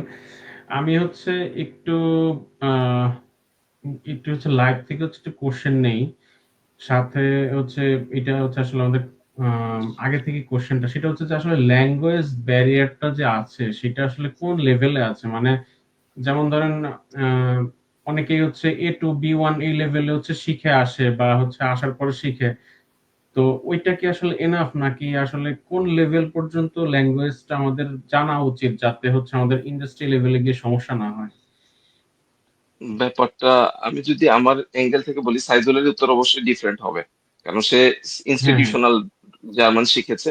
আমি মাঝখানে একটা কথা বলে দিই, আমি একদিনের জন্য কোনো ল্যাঙ্গুয়েজ স্কুলে যাইনি, বাট আমি কেমন জার্মান বলি আমার মনে হয় সাইদুলের খুব ভালো ধারণা আছে। হুম। তো আমি শুধু এইটুকু বলবো, B1 বা A2 বা C1, এই সার্টিফিকেট গুলো কোনো চাকরি দেখে না, এই দেশে কোনো সার্টিফিকেট কোনো জব দেখে না। আমি আমার কোনো কোম্পানিতে আমি কোনো সার্টিফিকেট জমা দিই, তারা দেখে আপনি কিভাবে কোপ আপ করছেন, কিভাবে কমিউনিকেট করছেন। সো আপনি যেটাই প্র্যাকটিস করুন, আমি শুধু বলবো যে সেটা যেন শুধু সার্টিফিকেটের মধ্যে সীমাবদ্ধ না থাকে। সার্টিফিকেট শুধু লাগে এই দেশে পাসপোর্ট অ্যাপ্লিকেশন করার সময়, মানে নাগরিকত্বের সময় B1 সার্টিফিকেট, এর বাইরে কোনো লিখিত সার্টিফিকেট লাগে না। আপনার যেটা করতে হবে, আসার পরের দিন থেকেই কারো না কারোর সাথে পিয়ার হিসেবে কথা বলা শুরু করেন। প্রথমে যদি একদম ভালো জানে এমন কেউ আপনার সাথে কথা বলতে না চায়, আপনার সেম পর্যায়ে আরেকটা বাঙালির সাথে পিয়ারে কথা বলা শুরু করেন। যত বলবেন তত দ্রুত, মানে মাথায় যখন ভোকাবুলারি খালি হয়ে যাবে, অটোমেটিক আপনি নতুন ভোকাবুলারি শিখবেন। এটার জন্য কেউ মোটিভেশন দিতে হবে না। আপনারা আসেন বা না আসেন, পিয়ার ধরেন, কথা বলতে থাকেন। মানে কোনো সার্টিফিকেটের দিকে না গিয়ে যত বেশি সম্ভব কথা বলার চেষ্টা করেন, ভাষাটা আয়ত্ত করেন। কোনো কোম্পানি আপনার কাছে কোনো সার্টিফিকেট চাবে না, সিভিতে একটা কিছু লিখে দিতে পারেন, B1 B2 হোয়াট এভার, কিন্তু তারা আপনার সাথে ইন্টারভিউতেই বুঝে নিবে আপনার লেভেলটা কি। কোনো দিনও সার্টিফিকেট চাবে না। জিনিসটা শুধু আমার আমার অ্যাঙ্গেল থেকে বলো, সাইদুল তুমিও বলতে পারো। আচ্ছা, আমি ভাইয়ের আগের স্পিচের একটা লাইন পিক আপ করবো। আসলে জার্মানিতে যদি মানে ছেলে পেলে অনেকেই ফ্রাস্ট্রেশন আছে যে আসলে জার্মানিতে কি তাহলে খারাপ হয়ে যাচ্ছে কিনা, অপরচুনিটি কমে যাচ্ছে কিনা। আসলে জার্মানিতে ভাই যেটা বললো যে অন্যান্য দেশের তুলনায় জার্মানিতে যে অপরচুনিটি গুলা এবং ওই যে যে ফল পাকে সেদিকে কিন্তু স্রোতটা যায়, মানে ডিলটা যায়। এত বেশি অ্যাপ্লিকেন্টস এর কারণ হচ্ছে কিন্তু জার্মানির সুবিধাগুলা, কিন্তু জার্মানির সুবিধাগুলাই হচ্ছে অসুবিধার কারণ।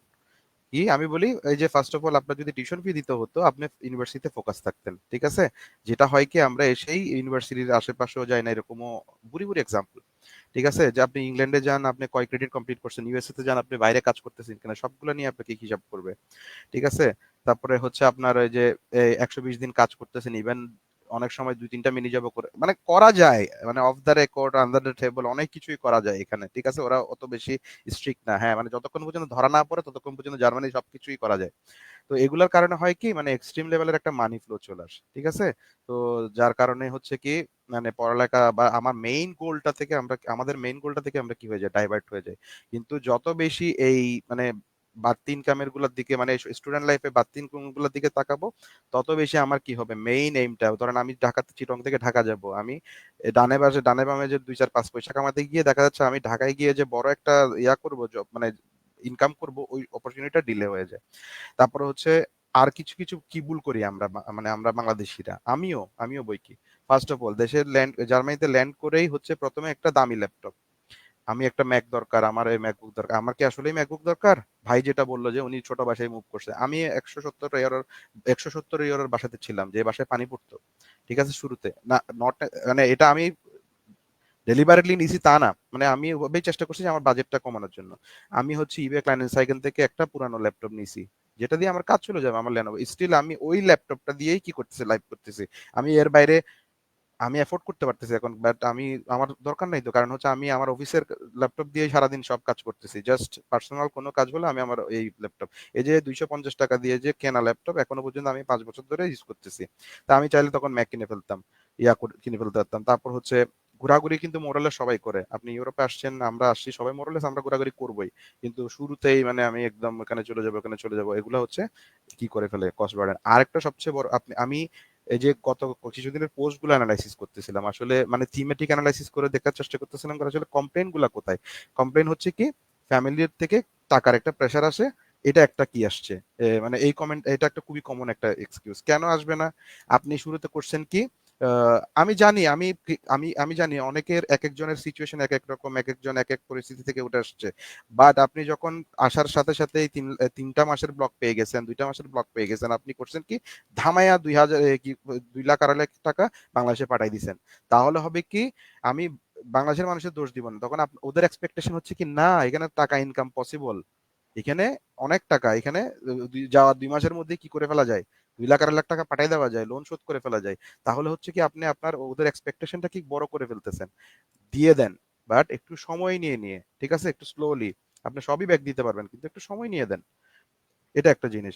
আরেকটা জিনিস হচ্ছে আমরা আহ, মানে আরেকটা, হ্যাঁ, বাঙালি কমিউনিটি সিনিয়র যারা আসছে, তারা মিশে না বা সময় দেন, আমি জানি না আমি এখনো সিনিয়র হয়েছি কিনা, আমি এখনো জুনিয়রই সত্যি কথা বলতে কি, মানে বাট আমরা কিভাবে মিশি বা কিভাবে মিশছি, যে এই যে বললাম আমি শুরুতে 2 বছর ইনফরমেশন গ্যাপের কারণে স্বামী ভাইদের সাথে ওরকম সান্নিধ্য পাই নাই, ওনারা যে ভালো জব করতেছে এটা আমরা বুঝি নাই, যে আমি ইভেন এটাও বুঝতে পারতাম না যে আমি যে আসলে আমার জব আছে কিনা জার্মানিতে, ঠিক আছে, এটা তো হবে কিনা, এরকম কোনো জব হবে কিনা, এই জিনিসটাই আমি বুঝি নাই। তো এটা কিন্তু একদিন হবে না, ধরেন আমি কেন বলতেছি বাঙালির কমিউনিটি সিনিয়র আপনাকে কিন্তু সাথে সাথে এমব্রেস করে নেবেন, যেমন আমি বান্ধবে যদি 5 জন বাঙালিকে দেখি, আমি কি নগদে গিয়ে বলবো ভাই কেমন আছেন কি করছেন, এটা করবো, এটা কখনোই হয় না।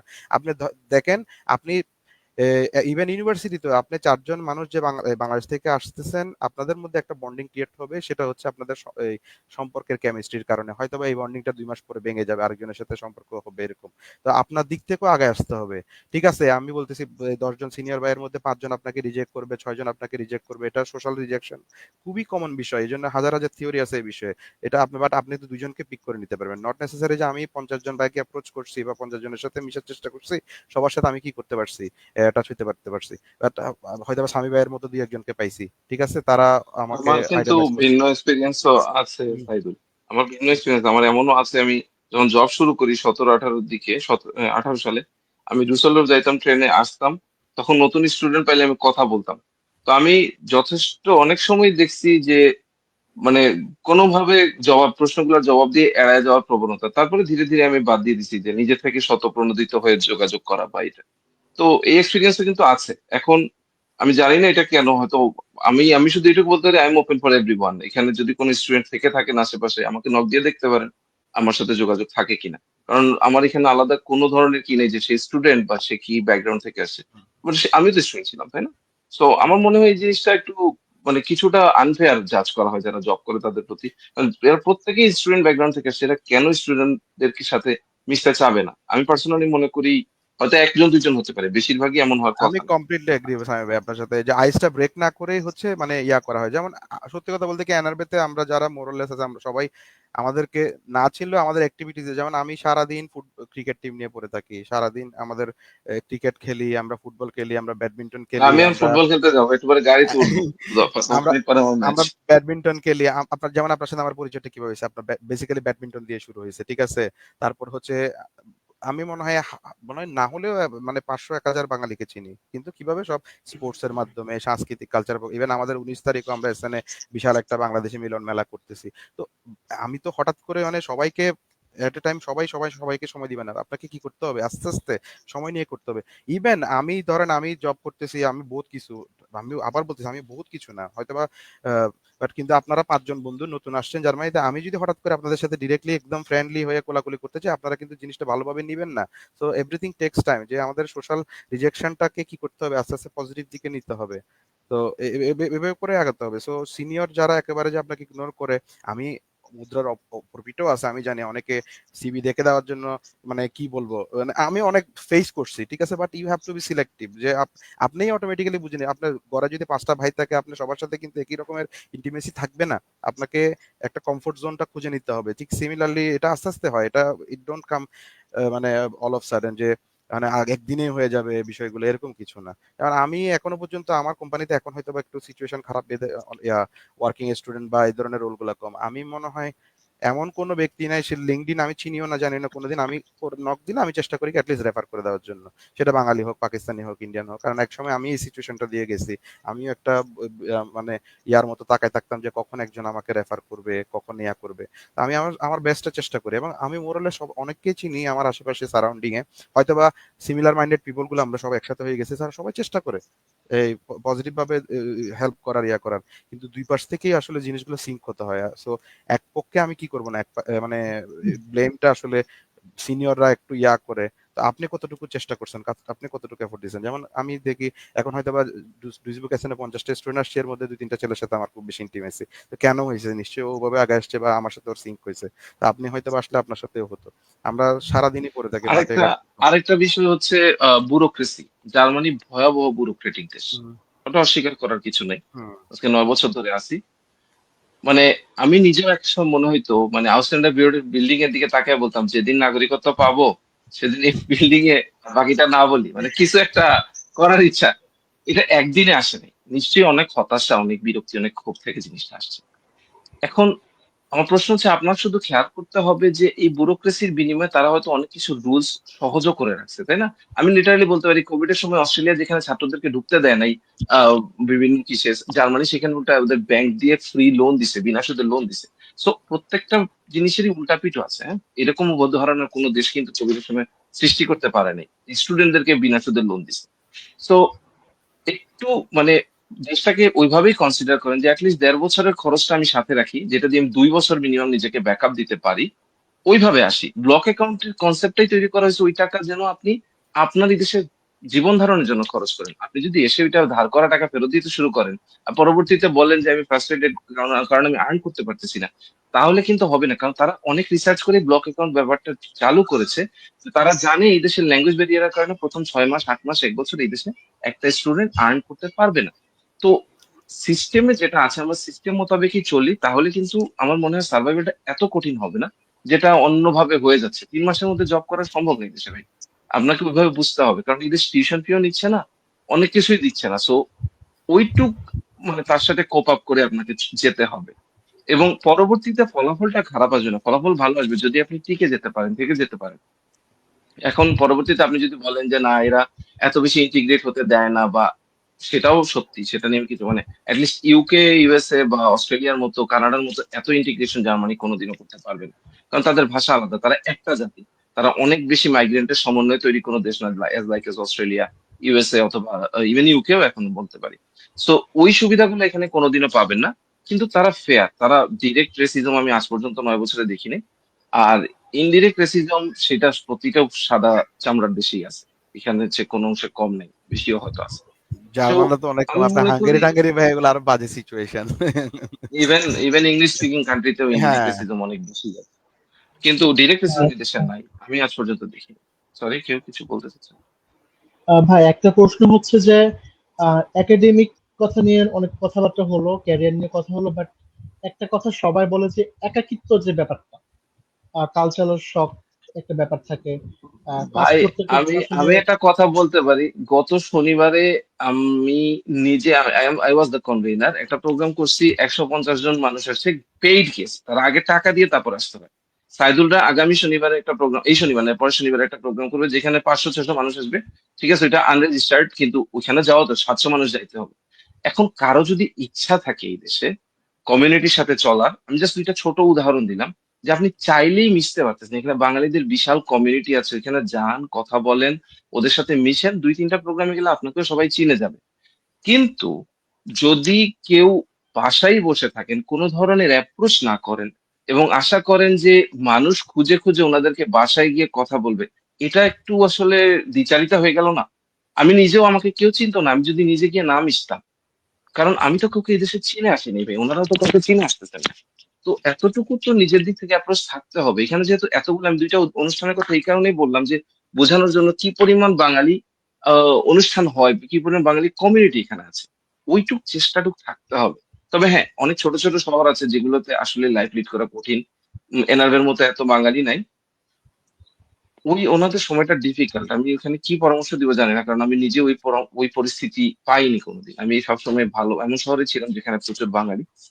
ওনাদেরকে আমি এটাই বলতে পারি যে যত দ্রুত সম্ভব পড়াটা শেষ করে একটা বড় শহরে মুভ করতে পারে। ওই সময়টা মনে করতে পারেন যে লাইফের একটা, মানুষ তো জেলেও থাকে তাই না, মানে আর মোরলেস এর ভাই বেশি আর কিছু মানে বলার নেই। জব আলটিমেটলি জব কিন্তু বড় শহরগুলোতেই থাকে, সো বড় শহরগুলোতে বাঙালির অভাব নাই। তাও আমি আমি একটা বুদ্ধি দিতে পারি, আমি জানি না অ্যাটলিস্ট 3-4 জন বাঙালি থাকলে বিয়ে কাট খেলবেন। আমি যেমন করি কি, আমি এই মানে আমার এই জব সোশ্যাল লাইফ এগুলো এত কিছুর মাঝখানে আমরা চেষ্টা করি কি, ইভেন এগুলো নিয়ে আমাদের সংসারেও অনেক সময় ঝামেলা, সংসারে ঝামেলা বলতে বউ তো পছন্দ করে না কাট খেলবো, and আমি তো ভাই 29 খেলবো, সপ্তাহে একদিন 29 কে না খেললে হয় কি আমার মাথা হ্যাং হয়ে থাকে। তা আমরা করি কি, এই ফাঁকে ঝুঁকে করি কি, মানে কোনো মতে গিয়ে কি করি, বসে একটু ফ্রেশ হইলাম ইয়া হলো। তো এটা হচ্ছে আপনি আনন্দটা কোথায় পাচ্ছেন, আপনি মোটিভেশনটা কোথায় পাচ্ছেন, আপনার জন্য কোনটা এন্টারটেইনমেন্ট। আমি হয়তো বা কার্ড খেলে যে এন্টারটেইনমেন্টটা পাচ্ছি, বাকি আরেকজন হচ্ছে ফুটবল খেলে। আমি যেমন আমাদের কিছু ক্রেজি ছোট ভাই ব্রাদার আছে, এরা ফুটবলই এদের জীবন। ঠিক আছে, এরা মানে আমি দুষ্টামি করে বলি তোদেরকে স্টুডেন্ট ভিসায় না এনে ফুটবল ভিসা, প্লেয়ার ভিসায় আনা উচিত ছিল। ঠিক আছে, আরেকজন হচ্ছে সে গেম খেলে মজা পাচ্ছে, সে সারাদিন বসে গেম খেলতেছে। তো আরেকজন মজা পাচ্ছে হচ্ছে মানে এক একজনের মজাটা এক এক রকম। ঠিক আছে, আমি নট নেসেসারি যে আমি যেটা করতেছি সেটাই হচ্ছে আরেকজনের সাথে আমি ইম্পোজ করতে, বাট আপনি আপনার কমফোর্ট জোনটা খুঁজে নেন, আপনার মজার জায়গাটা খুঁজে নেন, আপনি ওটাতে একটু সময় দেন। ঠিক আছে, শেয়ার করেন, মিশেন।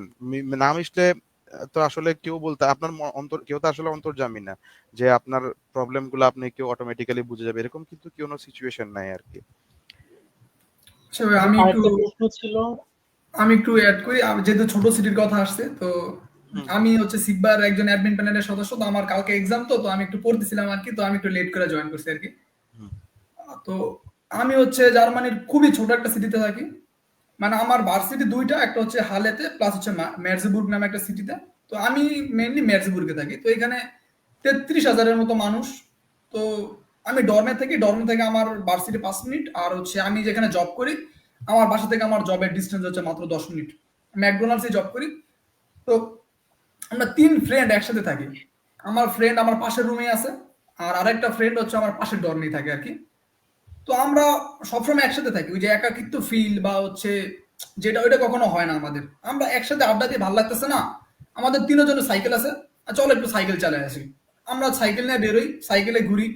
তারপর হচ্ছে ভালো লাগতেছে না, ডর্মের সামনে আড্ডা আছে, বাংলাদেশে যেমন আমরা ঘাসে বসে থাকতাম, শুয়ে থাকি আমরা ওইখানে, আড্ডা দিই, ভালো লাগে। আবার আমার আমার কাছে হচ্ছে যে মানে আমাদের তিনজনের আবার একাডেমিক ফোকাসটা আমরা এরকম ভাবে দিছি যে না, অ্যাটলিস্ট আমি ফার্স্ট 3 সেমিস্টারে হচ্ছে আমি 90 সিটিএস কমপ্লিট করতে না পারি, আমি অ্যাটলিস্ট 80 সিটিএস কমপ্লিট করবো। মানে আমার একাডেমিক প্রেশারটা আমি ফার্স্ট 3 সেমিস্টারে আমি শেষ করে ফেলবো। দেন হচ্ছে পরবর্তীতে আমি আমার ফিউচারে চিন্তা ভাবনা করবো যে ফিউচার এখন কোন দিকে কিভাবে কি করতে হয়। দেন হচ্ছে আমি টেনশন নিবো, মানে একসাথে তো আমি দুইটা প্রেশার নিতে পারবো না। তো পড়াশোনা করি, জব করি, আমাদের শিফট একসাথে, আমরা তিনজনই ম্যাকডোনাল্ডসে জব করি, একই সাথে জব করি, একসাথে সাইকেলে আসা যাওয়া করি, মানে সব খুবই সুন্দরভাবে মেনটেন করতেছি। পাশাপাশি হচ্ছে খুব ছোট সিটি তো আমাদের, তো হালে থেকে অনেক আসে আমাদের এখানে জব করতে। আমি সেই ভাইদের সাথে কথা বলি, আজকে আমার কিচেনে জব করছে, আমি কিচেনে ভাইদের সাথে কথা বলি, অনেক কোশ্চেন করি যে ভাই আপনারা কিভাবে ফ্রি টাইম স্পেন্ড করেন, ক্রিকেট কবে খেলেন, আমাদের ফোন দিবেন, আমরা একদিন খেলবো। ওরা সবাই ওনারা অনেক সিনিয়র, আমি হচ্ছে প্রেজেন্টার হিসেবে কাজ করতেছি, আমি ওইখান থেকে আইসান ভাইদের সাথে কথা বলি। মানে কথা হচ্ছে আমি কখনো যে মানে একটা যে আমার মানে একটু লনলি ফিল হইতেছে, ওইটাতে আমি কখনো আমার মানে ফেলতেই দিই না আমি কখনো। আমার কথা হচ্ছে আমার আশেপাশে আমার ভালো মানুষ আছে, আমি তাদের সাথে যোগাযোগ করি, কথা বলি, সবসময় ট্রাই করি নিজের যতটুকু মানে আমার আনন্দের ভিতরে রাখা যায়। আর আমরা যেহেতু তিনজন একসাথে থাকি, তো প্রবলেম হয় না। হয়তো আমি একসাথে থাকলে একটু প্রবলেমে ফেস করতে করতে হইতো হইতো আর কি, কিন্তু একসাথে থাকার কারণে প্রবলেমটা হয় না। যেমন আমার আজকে সকালেও মানে পড়াশোনা করতেছি, ভালো লাগতেছে না, যে ব্রো চলো একটু সাইকেল চালিয়ে আসি সবাই মিলে যায়। আচ্ছা ঠিক আছে, সাইকেল চালাইছি, 1 ঘন্টা সাইকেল চালিয়ে আসলাম, এখন ভালো লাগতেছে। এই যে এখনো বসেছি ঘরে, যে যার মতো পড়তেছি বা যে যার মতো গেম খেলতেছে, বা হচ্ছে আমরা একসাথে গেমও খেলি। এমনও না যে আমরা কি মানে গেম খেলি না, আমরা একসাথে মোবাইল লিজেন্ডস খেলি, একসাথে আমরা ফিফা খেলি, অনেক কিছু করি। তো এই যে একাকিত্ব, ওই জিনিসটা মানে আপনি চাইলে একটু বুদ্ধি খাটায় চললে এই জিনিসটা মানে কভার করা পসিবল, সেটা ছোট সিটি হোক বড় সিটি হোক, আমার যেটা মনে হয় আর কি। এক্স্যাক্টলি। আচ্ছা, আর আমি এখন আরেকটা আমি প্রশ্ন একটা হচ্ছে কমেন্টে। জি ভাইয়া, কি কথা বলতেছিলেন বুঝতেছিলাম না আসলে। আচ্ছা, ছোট একটা প্রশ্ন হচ্ছে কমেন্টে, যারা কিনা খুব রিসেন্টলি জার্মানিতে মুভ করবে বাট খুব একটা ভাষা জানে না, তো তারা আসলে কিভাবে স্টার্টিং টাইমটাতে সার্ভাইভ করতে পারে? লিটল টু নো জার্মান, মানে ধরেন সামান্য হাই হ্যালো বলতে পারে বা একদম জানেই না, যারা খুব রিসেন্টলি মুভ করবে তারা আসলে কি করতে পারে? আচ্ছা, আমি এই প্রশ্নটাতে আসতেছি। ওই যে ছোট বিষয় সিটির বিষয়ে একটা কথা বলি ফেলি যে ভুলে যাওয়া পরে। জি। দেখেন এখন কিন্তু বাংলাদেশের এত স্টুডেন্ট ফ্লো আসছে, মোরলেস সব এভরি ইউনিভার্সিটিতে আপনি না খুঁজলেও 10 জন বাঙালি পাবেন। ঠিক আছে? যে এটা একদম, এটা আমি একদম মানে লিখে দিতে পারি যে এখন মোটামুটি সব ইউনিভার্সিটিতে বাংলাদেশি স্টুডেন্ট আছে। সো ইভেন বাংলাদেশি না হলে ইন্ডিয়ানদেরকে খুঁজেন, পাকিস্তানি খুঁজেন, এটা হয়ে যাবে somehow. It depends on your approach. Number 2 হচ্ছে নতুন যারা আসতেছে, দেখেন আমিও কিন্তু সেম সিচুয়েশন আসছি, তাই না? আমি ইভেন জার্মানিতে কোন শহরে আসতেছি সেটাও জানি না। ঠিক আছে? আমি কিভাবে শুরু করছি? আহ, আহ, আমি হচ্ছে সামি ভাই ওনার পার্সপেক্টিভ থেকে বলছে, এবং সত্যি কথা বলতে কি ইনস্টিটিউশনে জার্মান না শিখে one of the best German বলা লোক হচ্ছে সে, এবং সে জার্মান এনভায়রনমেন্টে কাজ করে। যদি আমার আমার কোম্পানি, আমি জার্মান বলি বাট পারি হয়তো বা ওনার মতো লেভেল, ওনার লেভেলের না। এটার কারণ হচ্ছে আমার জব হচ্ছে ইংলিশে। আমি একটা বড় কোম্পানির হেড অফিসে জব করি বিধায় আমার কি করতে হয় না, এই জার্মানে তেমন কমিউনিকেট করতে হয় না। স্টিল আমি যখন আমাদের কোম্পানির জার্মান উইং এর সাথে কথা বলি তখন আমি চেষ্টা করি যে, যদিও I'm not bound to speak German with them, but still যে আমি তাদের সাথে চেষ্টা করি জার্মানে কথা বলার জন্য। ইভেন আমার কালকে তাদের সাথে একটা প্রজেক্টের পিচ আপ আছে, সো আমি চেষ্টা করতেছি সে পুরা কমপ্লিট প্রেজেন্টেশনটা যাতে কি করা যায়, জার্মানে করা যায়, যাতে আমার ফিউচার জব নেক্সট মুভটাতে আমি কি করতে পারি। এনিওয়ে, সো কিভাবে, let's get to the point, যে কখন নতুন আসলে কি করবেন। দেখেন আপনি ট্রেড অফ, আমি জার্মানির যারাই আসে আমি তাদেরকে একটা সাইকেলের কথা বলি, একটা সার্কেলের কথা বলি। সার্কেলের 3টা পয়েন্ট, সেটা হচ্ছে একটা জব, মানে আমি ব্লু কালার জব বলি শুরুতে, ব্লু কালার জব, পড়ালেখা এবং হচ্ছে ল্যাঙ্গুয়েজ। আমি রিকমেন্ড করি যে কোনো একটা পার্সনকে দুটো জিনিস সিমালটেনিয়াসলি জানানোর জন্য। একটা জিনিস করছেন, আপনি মারা খাবেন, ঠিক আছে, মানে বা মারা খাবেন বলতে sorry for the word itself, যে বাট আপনি ইয়া হয়ে যাবে, আপনার প্রোগ্রেসটা ডিলে হয়ে যাবে। তো এগেইন একটা সার্কেলের তিনটা জিনিস, সেটা হচ্ছে পড়ালেখা, ল্যাঙ্গুয়েজ, অর জব। আপনি দুটো জিনিস সিমালটেনিয়াসলি করবেন। কোন দুটা করবেন ইটস আপ টু ইউ।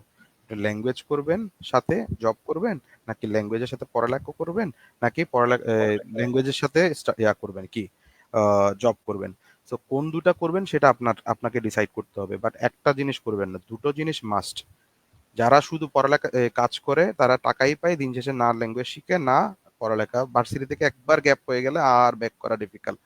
আর যদি ল্যাঙ্গুয়েজ এবং পড়ালেখা একসাথে করেন তাহলে আপনি টাকা একটু ক্রাইসিসে পড়লেও আপনি এটাতে ফিল করবেন না যে আপনার কোনো অ্যাচিভমেন্ট নেই, যে আপনি ফল ব্যাক মানে কি হয়ে যাচ্ছেন। অনেক টাকা ইনকাম করার লোকজন আমি দেখছি 2-3 বছর পরে সে ফ্রাস্ট্রেশনে এসে আমি না পারতেছি ল্যাঙ্গুয়েজ, না হয়েছে আমার কোর্স, সো আলটিমেটলি কোনো ফুড দিন। সেজন্য দুটো জিনিস সবসময় একসাথে করবেন। কারণ আপনি যদি কাজ করে ল্যাঙ্গুয়েজটা শিখে ফেলেন তাহলে স্টাডিটা টানতে আপনার খুব বেশি সময় লাগবে না।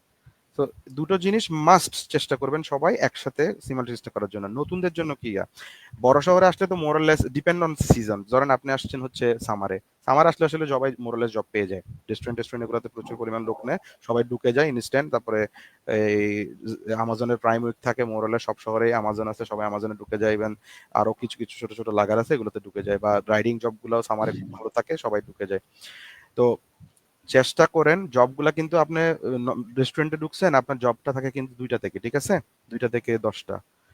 আপনি জবিজো আপনার ল্যাঙ্গুয়েজ শেখার জন্য, মানে আপনার রেস্টুরেন্টে কাজ করার জন্য আপনার ল্যাঙ্গুয়েজ লাগে না কোনো, কারণ আপনি স্টাডি করবেন হচ্ছে স্কুলার হিসেবে কিচেনে, ঠিক আছে, ওখানে জব লাগে না ভাই। মেশিন মারবেন, প্লেট ধুবেন, কাজ শেষ, টাকা নিবেন, দ্যাটস ইট। একদম এটাই হার্শ রিয়ালিটি।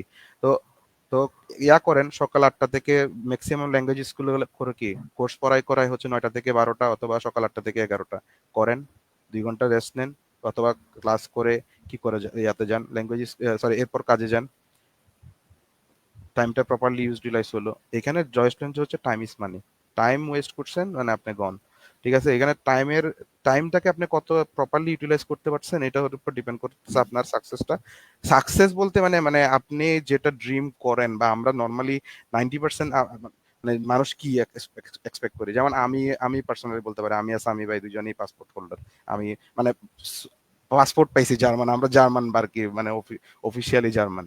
তো আমরা যখন জার্মানিতে আসি শুরুতে কি ড্রিম করছি, একটা জব করব, একটা ছোটখাটো গাড়ি আসবে। সামি ভাই যদিও দামি গাড়ি ড্রাইভ করতেছে, আমার গাড়ি খুবই কম দামি, হয়তো একটা কম দামি গাড়ি ড্রাইভ করব, কম দামি হোক দামি হোক। একটা কাগজ হয়ে যাবে, পাপিয়ার হয়ে যাবে। আহ, তো আরেকটা হয়তো বা বাড়ি গাড়ি কিনবে। সামি ভাই তো অলরেডি দুটো বাড়িও আছে, ঠিক আছে।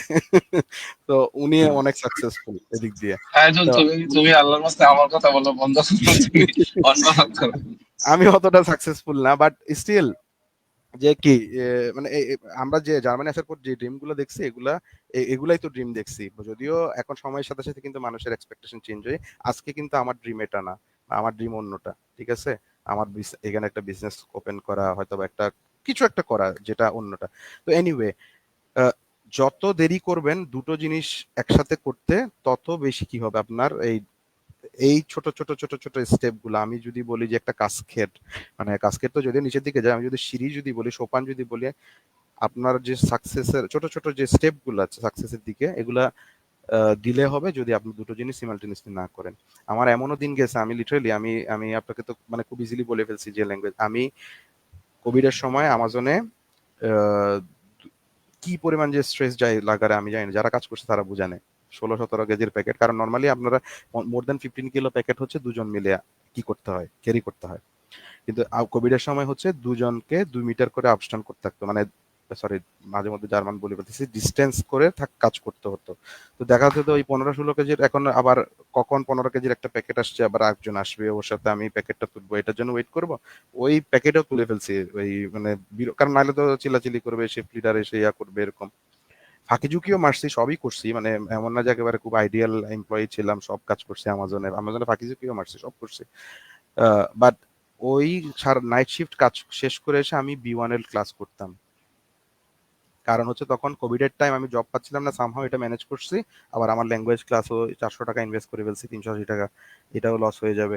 তো সারা রাত নাইট শিফট করে মাঝে মধ্যে যে দেখা যেত যে আমাজনের যে থেকে যে বের হয়ে যে বাস উঠছে, এই বাস হচ্ছে আমাকে লাস্ট স্টপেজ পর্যন্ত নিয়ে চলে গেছে, ঘুমাই গেছি, এরকমও দিনে গেছে। সো একটু কষ্ট করেন, আমি বিলিভ করি কষ্টটা শুরুতেই করতে হয়, শুরুতে কষ্ট করলে আসলে পরেটা পরে সাকসেসটা মানে এই ছোট ছোট সাকসেস গুলো তাড়াতাড়ি আসবে আর কি, যত তাড়াতাড়ি সম্ভব। ভাইয়া ভাই জার্মানি আমার থেকে মনে হয় কি যে মানে এমন কিছুতে কষ্ট করা উচিত যেটা হচ্ছে একটা নির্দিষ্ট একটা সার্টেন টাইম পর আমার একটা ভালো একটা আউটপুট দিবে। যেমন আমি এমনও মানুষ চিনি জার্মানি সরকার ফুল টাইম করতেছে। ভাই তুমি ফুল টাইম করতেছো, তুমি টাকাও কামাইতেছো, আবার তুমি তো নিজ জ্ঞানে তুমি ফুল টাইম করতেছো, ঠিক না? তো তুমি আবার প্রশ্ন করতেছো যে এত কষ্ট একটা হিপোক্রিসি না জিনিসটা, আমার কাছে এমন মনে হয়। এটা আমার খুবই পছন্দ হয়েছে আপনার কথাটা। আগের আপনার ওই যে ছোট শহরে থাকা নিয়ে যে আপনি জবাব দিয়েছিলেন, ওটা আমার খুব পছন্দ হয়েছিল। আপনার অনেক না ভাই? হ্যাঁ আচ্ছা, ভাই। কথাটা আমার খুব পছন্দ হয়েছে যে আমি মানে আপনি যদি ফুল টাইম জবই করতেছেন, টাকাও ইনকাম করতেছেন, আবার 2 দিন পরে বলতেছেন আমি জব পাই না কেন, আমি চাকরি পাই মানে আমি পড়ালেখা শেষ করতে পারতেছি না কেন। তো আপনি তো এটা আসলে হিপোক্রেসি করতেছেন, তাই না? যে হ্যাঁ ওইটাও ভাই। চলবে এটাও চলবে। আর আমি একটা ছোট মোটিভেশন দিতে পারি। এইখানে উনি যে ফুল টাইম বলতেছেন, সেই ফুল টাইমটা হচ্ছে গিয়ে একজন মানুষ হয়তো কোনো রেস্টুরেন্ট বা অন্য লাগার বা অন্য কোনো প্রতিষ্ঠানে করতেছেন, যেখানে উনি মিনিমাম স্যালারি যেটা সেটা প্রতি ঘন্টায় পাচ্ছেন। ঘন্টায় এখন মনে হয় 13-14 ইউরো বা সামথিং, আমি জানি না, এরকম কিছু একটা। তবে আমি আপনাদেরকে এই মোটিভেশন দিতে চাই, আপনারা যদি এই দেশে 5-7 বছর প্রফেশনাল ফিল্ডে চাকরি করেন, আপনার কিন্তু ফুল টাইম স্যালারিটা ওই 40 ঘন্টা দিয়ে 14 ইউরোতে পূরণ দিলে যেটা হবে সেটা হবে না, এর চেয়ে অনেক গুণ বেশি হবে। অনেক না, অনেক গুণ বেশি হবে। এবং এটা খুব সহজেই সম্ভব। আমি কাউকে মিথ্যা আশ্বাস দিচ্ছি না, কিন্তু প্রথম কথা হচ্ছে আপনাকে সঠিক লাইনে হাঁটতে হবে। উনি যেটা বলছেন যে ফোকাস থাকতে হবে আমার পার্মানেন্ট আমি কি করতে চাই। আপনি ওয়ার্ক স্টুডেন্টের জন্য ট্রাই করেন, আপনি ইন্টার্নের জন্য ট্রাই করেন, যাতে আপনি পরবর্তীতে ওই লাইনে গিয়ে আস্তে আস্তে ওইদিকে উপরে উঠতে পারেন। আপনি রেস্টুরেন্টে সারাদিন কাজ করে যদি আশা করেন কয়দিন পরে আমি একটা কোম্পানিতে এই পজিশন থাকছি, সেটা কোনোদিনও হবে না। বা হইলেও এককালে হয়তো হয়েছে, কারণ জার্মানিতে তখন খুব ক্রাইসিস ছিল লোকের, এখন সেটা নাই, এখন কিছুটা মন্দা। সো ওই ওই জিনিসগুলো আর হবে না। তার চেয়ে বেটার নিজেকে এখনই গুছিয়ে নেন এবং ট্রাই করেন কিভাবে আসল ফিল্ডে ঢুকা যায়। চাকরি যতদিন পাচ্ছেন না অর্জব করেন, কিন্তু প্লিজ ফুল টাইম না, 10 ঘন্টা 15 ঘন্টা, বাকি সময় নিজেকে রেডি করেন। ওই সেম সাইদুল্লাহ তখন বলছে এবং এই অনিক ভাইও যেটা বললো যে ওইটাও করবেন এটা করবেন, যেটা কোনোদিনও সম্ভব না, যে কোনো একটা চুজ করতে হবে। ভাই এরকম এরকম হয়েছে অনেক সময় যে একজন পোস্ট করতেছে যে আজকে ঈদের দিন কিন্তু আমি 24 ঘন্টা ধরে জব করতেছি, আহ, কেন জার্মানি আসলাম? আরে ভাই, জব তো তুমি নিজে সিলেক্ট করছো, তোমার থেকেও বাধ্য করে নাই। তুমি শিফট নিলে নাও, না নিলে নাও না ভাই, এরকম সিস্টেম থাকে। এখন আমি তো যাই না শুনে এক্স্যাক্টলি। আমি ফুল টাইম করতেছি, ঠিক না? আমি যাই না শুনে আমি আমি ফুল শেষ কোনোদিন আমি মনে করতে পারি না আমি ঈদের দিন কোনোদিন কাজ করছি, কোনোদিন জার্মানিতে আসার পর থেকে আজ আমি পর্যন্ত। করছি প্রথম একবার দিন। মনে হয় কেন জানি করছিলাম, একদিন, তাও শিওর না। আজকে তো 9 বছরে 18টা ঈদ মনে হয় পাইছি। সো এটা তো ভাই। টোটালি নিজের হাতে, তাই না? ভাই আমি জানি না আমি হচ্ছে কি করতে পারবো বা কি করতে মানে কতটুকু আমি মানে প্রোগ্রেসিভ আমার হবে, কিন্তু আমি জাস্ট একটা জিনিস আমি যেটা মনে করি যে আমি এখন যদি পড়াশোনা ঠিক টাইমে শেষ না করে, আমি ধরেন আমার 3 বছর, আমার কোর্স মিলি 3 বছরের, আমি 3 বছরের কোর্স আমি যদি 4 বছরে শেষ করি, আমি যেটা মনে করি আমার 50,000 ইউরো লস। আমার পার্সোনালি আমি যেটা মনে করি আমার 50,000 ইউরো লস, কারণ আমি 3 বছরের কোর্স আমি 4 বছরে শেষ করবো, আমি 1 বছর দেরিতে আমি ফুল টাইম জবে ঢুকবো। আমি এটা মনে করি। এই জন্য আমি জব কম করার ট্রাই করি। আমার ম্যানেজার আমার 70 ঘন্টা দেয়, ওকে, আমার কোনো প্রবলেম নেই। আমার 80 ঘন্টা দেয়, আমার তাও কোনো প্রবলেম নেই। 90 ঘন্টা দিব, তাও আমার কোনো প্রবলেম নাই। আমার যদি 65 ঘন্টা দেয়, তাও আমার কোনো প্রবলেম নেই। আমার কাছে এরকম মনে হয় আর কি জিনিসটা। আমি আপনাদেরকে একটা কথা বলতে পারি, মানে আমি মোরলেস আমরা মোরলেস অনেক মানুষকে চিনি। আমি এখনো পর্যন্ত আমার কাছে এমন কোন এক্সাম্পল আমি দেখি নাই যে পড়ালেখা শেষ করছে স্টিল কোয়ালিফিকেশনের কারণে বা জব হচ্ছে না, এরকম এক্সাম্পল আমি এখনো অ্যাটলিস্ট দেখি নাই। এখন কারেন্ট একটু এই 2-4-5 মাস একটু এদিকে পুরো ওয়ার্ল্ডের গ্লোবাল ইকোনমিতেই সিচুয়েশনটা খারাপ, ঠিক আছে? এই জন্যই জার্মানি সাফার করতেছে। আদারওয়াইজ আসলে মানে জব থাকবে, ঠিক আছে? জব আপনি স্টিল যদি আজকে ডেনমার্কের জব দেখেন, এবং আমাকে আমাকে বলতে হবে না, আপনি স্টেপ স্টোনে ঢুকেন, ইউরোপের যেগুলো হচ্ছে মানে তারপর ইন্ডিডে ঢুকেন, লিঙ্কডিনে তো বাবা হচ্ছে মানে হজবরল অবস্থা থাকে, সো লিঙ্কডিন অ্যাভয়েড করেন। স্টেপ স্টোন এবং হচ্ছে দেখেন, ইন্ডিডে দেখেন কোথায় জার্মানিতে জব কোথায় বেশি। আপনি ধরেন আপনি বিজনেস থেকে পড়ালেখা করছেন, আপনি অ্যাকাউন্টিং এ জব করবেন, অ্যাকাউন্টিং এর জব কোথায় বেশি? জার্মানিতে বেশি, নাকি স্টিল আমি আজকে যে মন্দা পরিস্থিতিতে আমি বলবো জার্মানিতে আপনি বেশি জব পাবেন। এখন অ্যাপ্লাই কি বিষয়টা আর কি, ঠিক আছে? আচ্ছা, আমি আমি আমি ওয়ার্কিং স্টুডেন্টের ট্র্যাকটা নিয়ে আমি একটু আলোচনা করব। মানে কি করা উচিত। আমি তো বললাম যে মানে ইনিশিয়ালি স্টুডেন্ট থাকা অবস্থায় আপনি ৩টা জিনিসের ২টো জিনিসকে ফোকাস করেন, এই বিষয়টা নিয়ে বলছি। এখন আমার মনে হয় ৫-৬ মাস গেলে, ইভেন আমি এমনও এক্সাম্পল আছে জার্মানিতে যারা ২ দিন 2-3 মান্থসের মধ্যে ওয়ার্কিং স্টুডেন্ট ইন্টার্নশিপ ম্যানেজ করে ফেলে। কিন্তু অন দ্য আদার হ্যান্ড অনেকেই আছে যারা ৫-৬ বছর পরে এই ট্র্যাকটা কি জিনিস সেটা সম্পর্কে জানে না। তো এখন তো আসলে একটা সুবিধা ছিল যে সিগবা আছে বা এই ধরনের গ্রুপগুলো আছে আপনার, মানে চমৎকার কিছু প্ল্যাটফর্ম ক্রিয়েট হইছে যে এট লিস্ট মানুষ ইনফরমেশনটা পাচ্ছে যে ট্র্যাক করার বা খোঁজার। তো ট্রাই করেন, দেখেন। আপনি এখানে জার্মানিতে না হলেও ১,০০,০০০ কোম্পানি আছে। আপনি একটা ফার্স্টে ওই বাবা মার নাম সহ একটা সিভি দিয়ে অ্যাপ্লাই করলেন ধরেন। ঠিক আছে? রিজেকশন আসছে। আপনার লাইফে কি কোনো ক্ষতি হইছে? মন খারাপ করছেন লাইডার নিচ দেখে? আপনার লাইফ, আপনি মরা যান নাই, মারা তো যান নাই। এটা থেকে নেক্সট দিন আরেকটা ট্রাই করেন যে ওকে ফাইন কি ভুল হইতে পারে আমার সিভিতে। ইভেন ইভেন আমি মনে হয় এরা সিগবাও তো কয়েকবার ক্যারিয়ার নিয়ে নিয়ে স্পেসিফিক ফোকাস দিয়ে কিছু ইয়াও করছে যেখানে অপু ভাইয়ের মতো লোক কথা বলছে, ঠিক আছে?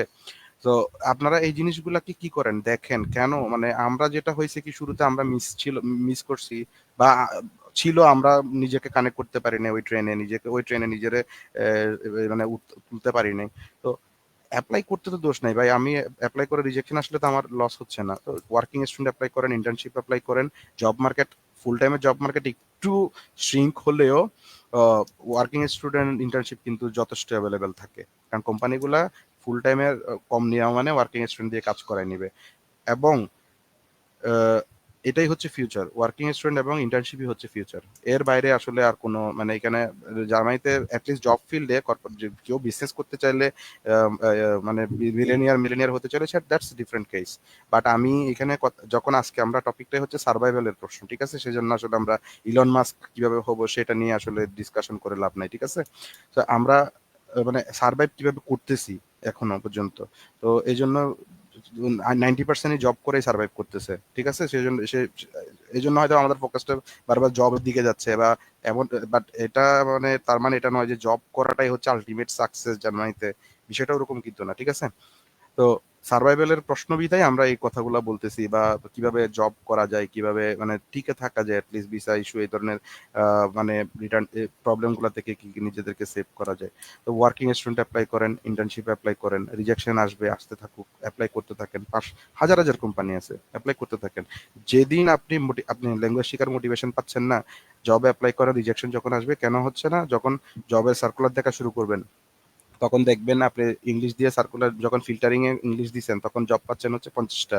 যখন জার্মান দিচ্ছেন সে সেম রোলের জব আপনি পাচ্ছেন 1000টা। তাহলে আপনার প্রবাবিলিটি দেখেন, আপনি ম্যাথ করেন যে আপনার 1000টা জব থেকে একটা জব ল্যান্ড করার প্রবাবিলিটিটা কতটুকু। আর হচ্ছে 50টা থেকে আবার কম্পিটিশন দেখেন ওই 50টার জন্য আপনার মতো আরো 2-3 হাজার জন কি করতেছে, কম্পিট করতেছে। আর যখন আপনি একটু জার্মান বলতেছেন, অ্যাটলিস্ট ওয়ার্কিং স্টুডেন্টের ক্ষেত্রে B1 শুড বি। সামি ভাই যেটা বলছে, আমি এখানে সার্টিফিকেট আসলে মোটেও ম্যাটার করে না। মোটেও ম্যাটার করে না। অনেক B2 দেখছি আমি যারা হচ্ছে কথা বলতে পারে না, সার্টিফিকেট আছে কথা বলতে পারে না। অনেক A2 দেখছি যারা হচ্ছে অনর্গল কথা বলতেছে, ঠিক আছে? সো এখানে কমিউনিকেশনটা ফ্যাক্ট। আপনাকে নিজেকে সেল করা, নিজেকে পিচ করা, আপনি কিভাবে মানে আপনার মধ্যে যে কিছু একটা আছে এটা কি করা, এক্সপ্রেস করা। তো এটা এক্সপ্রেস করতে হলে কি করতে হবে, আপনাকে কমিউনিকেশন জানতে হবে। কমিউনিকেশন জানলে কি করতে হবে, আপনাকে ভাষা জানতে হবে, ইদার ইংলিশ। ইভেন আমার সত্যি কথা বলতে কি, আমরা যখন জিজ্ঞেস করি যে এক্সপ্রেশন যে ইংলিশ, ওরা যে লেভেলের ইংলিশটা বলা শুরু করে আমার মাঝে মধ্যে লজ্জা লাগে। আমারও লজ্জা লাগে, এখনো লজ্জা লাগে যে মানে কেন ইংলিশ মিডিয়ামে পড়লাম না, বা এই ধরনের আফসোস আসে মাঝে মধ্যে, ঠিক আছে? সো মানে চেষ্টা করেন। তারপরে যে ওয়ার্কিং স্টুডেন্ট ইন্টার্নশিপ বললাম, এগুলো কিন্তু একদিনে মানে শুধু সিভির কথা বলছি, অ্যাপ্লাই করার কথা বলছি। এগুলো কিন্তু অল অফ সাডেন চলে আসবে না। আপনাকে কি করতে হবে, ধরেন আপনি আমি যেহেতু বিজনেস থেকে পড়ালেখা করছি, আপনি জানেন আমি জার্মানিতে যেদিন ল্যান্ড করছি ওই যে সিঙ্গাপুরের ঘটনা, এরপরও একজন XYZ এক বড় ভাই, যে কমপ্লেনটা আসে যে বড় ভাইরা কি করে ডিমোটিভেট করে, উনি আমাকে বলছে লিটারালি আপনি এখানে কি কি চিত্তে আসছেন এই টাইপের করে বলছে। তখন আসলে খুবই ফ্রাস্ট্রেশনে পড়ে গেছিলাম যে কিরে শালা কি ভুল করলাম নাকি, যে কোথা থেকে আসে কি, মানে কোথা থেকে কোথায় এসে পড়লাম এত ঠিক আছে? এই ধরনের সিচুয়েশন ছিল আর কি। তারপর বলছে এখানে জার্মানিতে আমি সারা জীবন শুনে আসছি এখানে আইটি আইটি ছাড়া কোনো জব পায় না। ভাই কিন্তু বলতেছে আইটি তে জব করে, কিন্তু ভাই কিন্তু আইটি পড়ে নাই, ঠিক আছে? উনি বিজনেস পড়ে আসছে, উনি শাহজালাল থেকে বিজনেস পড়ে আসছে। আমিও বাংলাদেশ থেকে বিবিএ পড়ে আসছি, ঠিক আছে? তো আমরা কিন্তু বিজনেস থেকেই জব করতেছি, হয়তোবা আমাদের এই হ্যাঁ, কাজগুলা হচ্ছে মানে জার্মানিতে একটা টার্মই আছে, সরি স্যার তো থামা দেওয়ার জন্য, হ্যাঁ, জার্মান ভাষায় একটা টার্মই আছে, এটার নাম হচ্ছে কুয়ারস্টাইগার। এর মানে হুম, হচ্ছে যারা ক্রস ফাংশনালি নিজেকে উপরে তোলে। হুম, আপনার এই সুযোগ এই দেশে যেভাবে পাবেন আর কোথাও পাবেন না, যে আপনি বিজনেস করে আসছেন, পরবর্তীতে আপনি হয়তো, আমি পার্সোনালি বলি আমার টিমে এই মুহূর্তে 3জন ডেভেলপার, 4জন আইটি প্রোডাক্ট ওনার আছে, 7জন, কিন্তু আমি নিজে শাহজালাল ইউনিভার্সিটির বিবিএ। সো এই সুযোগ আর কোথাও পাবেন না, কিন্তু ইউএসএ তেও পাবেন না, ইউকে তেও পাবেন না, অস্ট্রেলিয়াও পাবেন না, নিজেকে যে কোনো গ্রুপে রেডি করার জন্য এইসব সুযোগ এখানেই আছে, কিন্তু কষ্ট করতে হবে। একটু একটু একটু অ্যানালাইসিস করতে হবে। যেমন ধরেন আমি যদি বলি, আমি শুরু করছি কেরিয়ার হচ্ছে আমি ডিজিটাল মার্কেটিং এ, বাট শুনছি আমি জীবনে ডিজিটাল মার্কেটিং এর কোর্সও করিনি, কিছু করিনি, বাট পরে দেখলাম যে আমার কোর্স থেকে কোন দিকে যাওয়া যায়। কয়েকটা কি করলাম, সেগমেন্টেশন করলাম, হচ্ছে আমি প্রোডাক্ট ওনারের রোলে যেতে পারি, আমি হচ্ছে ইদার প্রকিউরমেন্টের দিকে যেতে পারি।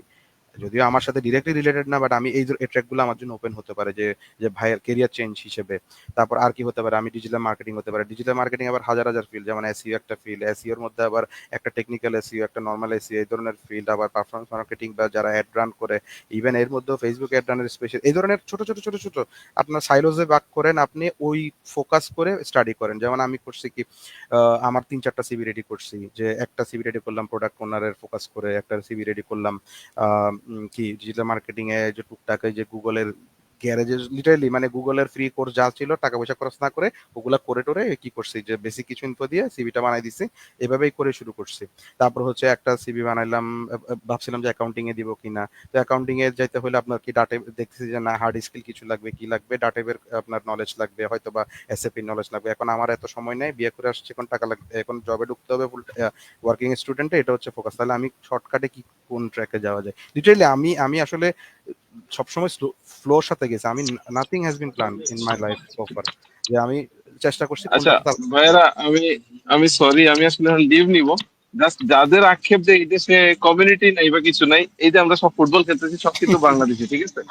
এখন আজকে ওয়ার্কিং ডে, আমরা এখন ফুটবল খেলতেছি, সবই আছে, শুধু একটু কষ্ট করতে হবে। আচ্ছা, আমি সবাইকে ধন্যবাদ জানাই, বিদায় নিচ্ছি। আল্লাহ হাফেজ, হ্যাঁ? আল্লাহ হাফেজ। থ্যাংক ইউ আনসার, অসংখ্য ধন্যবাদ ভাই আমাদের সঙ্গে যুক্ত হওয়ার জন্য। হ্যাঁ, তো যেটা বলতেছিলাম যে আসলে আপনাকে মানে চেষ্টা করতে হবে। মানে আমার কথা হচ্ছে, আমি ধরেন আপনি এখন অ্যাটেম্প নিলেন যে আপনি কিসে যাবেন, প্রকিউরমেন্টে যাবেন, ঠিক আছে? তো প্রকিউরমেন্টে আপনি কি করেন, লিঙ্কডইনে যান, স্টেপস্টোনে যান, সার্কুলার গুলা সার্চ করেন যে প্রকিউরমেন্ট স্পেশালিস্ট, এটাতে ওরা কি চাচ্ছে কোম্পানিতে, কোম্পানি কি স্কিল চাচ্ছে। তখন আপনি একটা আইডিয়া পেয়ে যাবেন যে এখানে এই স্কিল গুলা থাকলে, এই প্ল্যাটফর্ম গুলা, এই সলিউশন গুলা বা এই এন্টিটি গুলা সম্পর্কে আমার নলেজ থাকলে, তাহলে আমার সিভিটার অ্যাকসেপ্টেন্স ক্রাইটেরিয়াটা বেড়ে যাবে। ঠিক আছে? তাহলে আপনি ওই অনুযায়ী নিজের প্রিপেয়ার করেন। এখন কিভাবে প্রিপেয়ার করবেন, আপনি হচ্ছে কিছু আছে হচ্ছে হার্ড কোর্স, যেমন হচ্ছে আপনি এসএপি কোর্স করতে পারেন, শিখতে পারেন। এখন আপনি এসএপিটা আসলে কোথায় অ্যাপ্লাই করবেন কি না করবেন, শুধু ওই যে সবাই অ্যাপ্লাই করতেছে বিধায় আমিও করলাম, এটা না। মানে আপনি কেন এক্স্যাক্টলি এসএপিটা করবেন, এই জিনিসটা আপনাকে কি করতে হবে, মার্কেটটাকে অ্যানালাইসিস করতে হবে। খুব বেশি কঠিন কিছু না। এগেইন আপনি ধরেন অনেক, আপনি কি পড়তেছেন? আমি ভাই ইঞ্জিনিয়ারিং এন্ড ম্যানেজমেন্ট নিয়ে পড়তেছি, এটা মানে মেইনলি প্রসেস ইঞ্জিনিয়ারিং আর কি। ফাইন। তো আপনার কোন ট্র্যাকে যাওয়ার ইচ্ছা? ধরেন আপনি একটা বাংলাদেশের প্রেক্ষাপটে আমাকে একটা জবের নাম বলেন, যে ভাই আমি এই ট্র্যাকে যেতে চাচ্ছি। ভাই আমার মেইনলি ফোকাস হচ্ছে, যেহেতু আমার কোর্সটা কেমিক্যাল রিলেটেড, তো মানে কেমিক্যালের প্রসেস, তারপর হ্যান ত্যান হাবিজাবি সব, তো আমার মেইনলি মানে প্রসেস ইঞ্জিনিয়ারিং ফিল্ডে থাকার পাশাপাশি আমার ম্যানেজমেন্টের বড় একটা ফিল্ড আছে, তো সেই ক্ষেত্রে হয়তো বা আমার কোনো প্রজেক্ট হইলে আমি একটা প্রজেক্টের দায়িত্ব পাইতে পারি, কারণ যেহেতু আমার কস্ট অ্যাকাউন্টিং, ফাইন্যান্সিয়াল অ্যাকাউন্টিং সব জিনিস আছে। ফাইন। তো তাহলে ধরেন আপনি অলরেডি একটা মোটামুটি একটা এরিয়া পাইছেন, যে এটা আমার ফোকাস এরিয়া হবে, এটা আমার ফোকাস এরিয়া। আমি র্যান্ডম আপনাকে পিক করছি যাতে মানে আমি কিভাবে আমি হলে আপনার জায়গায় আমি কি করতাম, এটা জাস্ট বলার জন্য। তাহলে আমি কি করলাম, আপনি ধরলেন যে প্রথমে আপনি প্রসেস ইঞ্জিনিয়ারিং শুধু কেমিক্যাল ফিল্ডে গেলেন, তাহলে আপনি কি করতে পারেন, কেমিক্যাল ফিল্ডের ল্যাবে টেস্টার হইতে পারে। ঠিক আছে, এটা একটা জব হইতে পারে আপনার জন্য। অথবা আপনি একাডেমিকে গেলে হচ্ছে আপনি, অথবা আপনার ওষুধ কোম্পানিগুলো আপনার জন্য একটা জব ফিল্ড হতে পারে। আপনি কেমিক্যাল ইঞ্জিনিয়ার দিয়ে সার্চ দেন, শুরুটা এভাবে করেন যে কেমিক্যাল ইঞ্জিনিয়ারিং সার্চ দেন, কি স্কিল লাগতেছে সিভিতে। ঠিক আছে, ওরা কি স্কিল গুলো চায়। তখন আপনি ওভাবে করে আস্তে আস্তে প্রিপারেশন শুরু করেন। তারপর ওই রিলেটেড লিঙ্কডইনে সার্চ দেন যে যে মানুষগুলা ওইসব কোম্পানিতে জব করতেছে তারা কি লিখে রাখছে, কিসে তাদের লিঙ্কডইন প্রোফাইলে কি লিখে রাখছে, কি স্কিল তাদেরকে হেল্প করতেছে এই পজিশন গুলো হোল্ড করার জন্য। ঠিক আছে, তাহলে আপনি অনুযায়ী আস্তে আস্তে কোর্সেরা থেকে কোর্স করেন, উডেমি থেকে, হোয়াট এভার সোর্স, মানে শিখেন জাস্ট জানার জন্য, কারণ এখানে ইন্টারভিউ গুলো হয় হচ্ছে সাইকোলজিক্যাল ইন্টারভিউ। আপনাকে কিন্তু হার্ড স্কিল খুব কম, মানে আমি জানি না টেকের ক্ষেত্রে, পিওর টেকের ক্ষেত্রে কি হয়, বাট বিজনেসের ক্ষেত্রে অ্যাটলিস্ট আমি ফেস করছি যে আমাদেরকে বেসিক্যালি এইচআর একজন বসে থাকে, ম্যানেজার একজন বসে থাকে, অথবা কিছু ডিফারেন্ট কেসও হতে পারে, বা ওরা জাস্ট দেখে যে আপনি কতটুকু মানে ইগার টু লার্ন, আপনি কতটুকু শিখতে আগ্রহী ইন্টার্নশিপ এবং ওয়ার্কিং স্টুডেন্ট ক্ষেত্রে।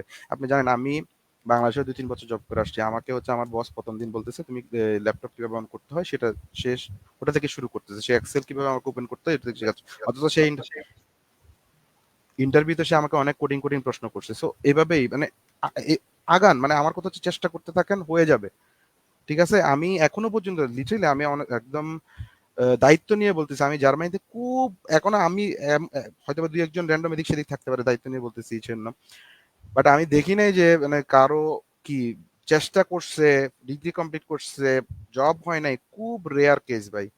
মানে আপনি হ্যাঁ 10,000 মানুষ থেকে 1-2 জন হতেই পারে, ঠিক আছে। এটা খুবই আমি আমি বিলিভ করি এটা খুবই স্বাভাবিক। ইভেন আমরা স্ট্যাটিস্টিক্সেও কি করি, আমরা 5% 10% কি করি, ইয়া রাখি, ঠিক আছে, স্পেস রাখি। পিরিয়ডটাকে বাদ দিই। হ্যাঁ, তো এটা তাহলে এত বড় একটা গ্রুপ থেকে 2-4-5 জনের ইয়াটা খুবই স্বাভাবিক, ঠিক আছে। সো এখানে হতাশ হওয়ার কিছু নাই।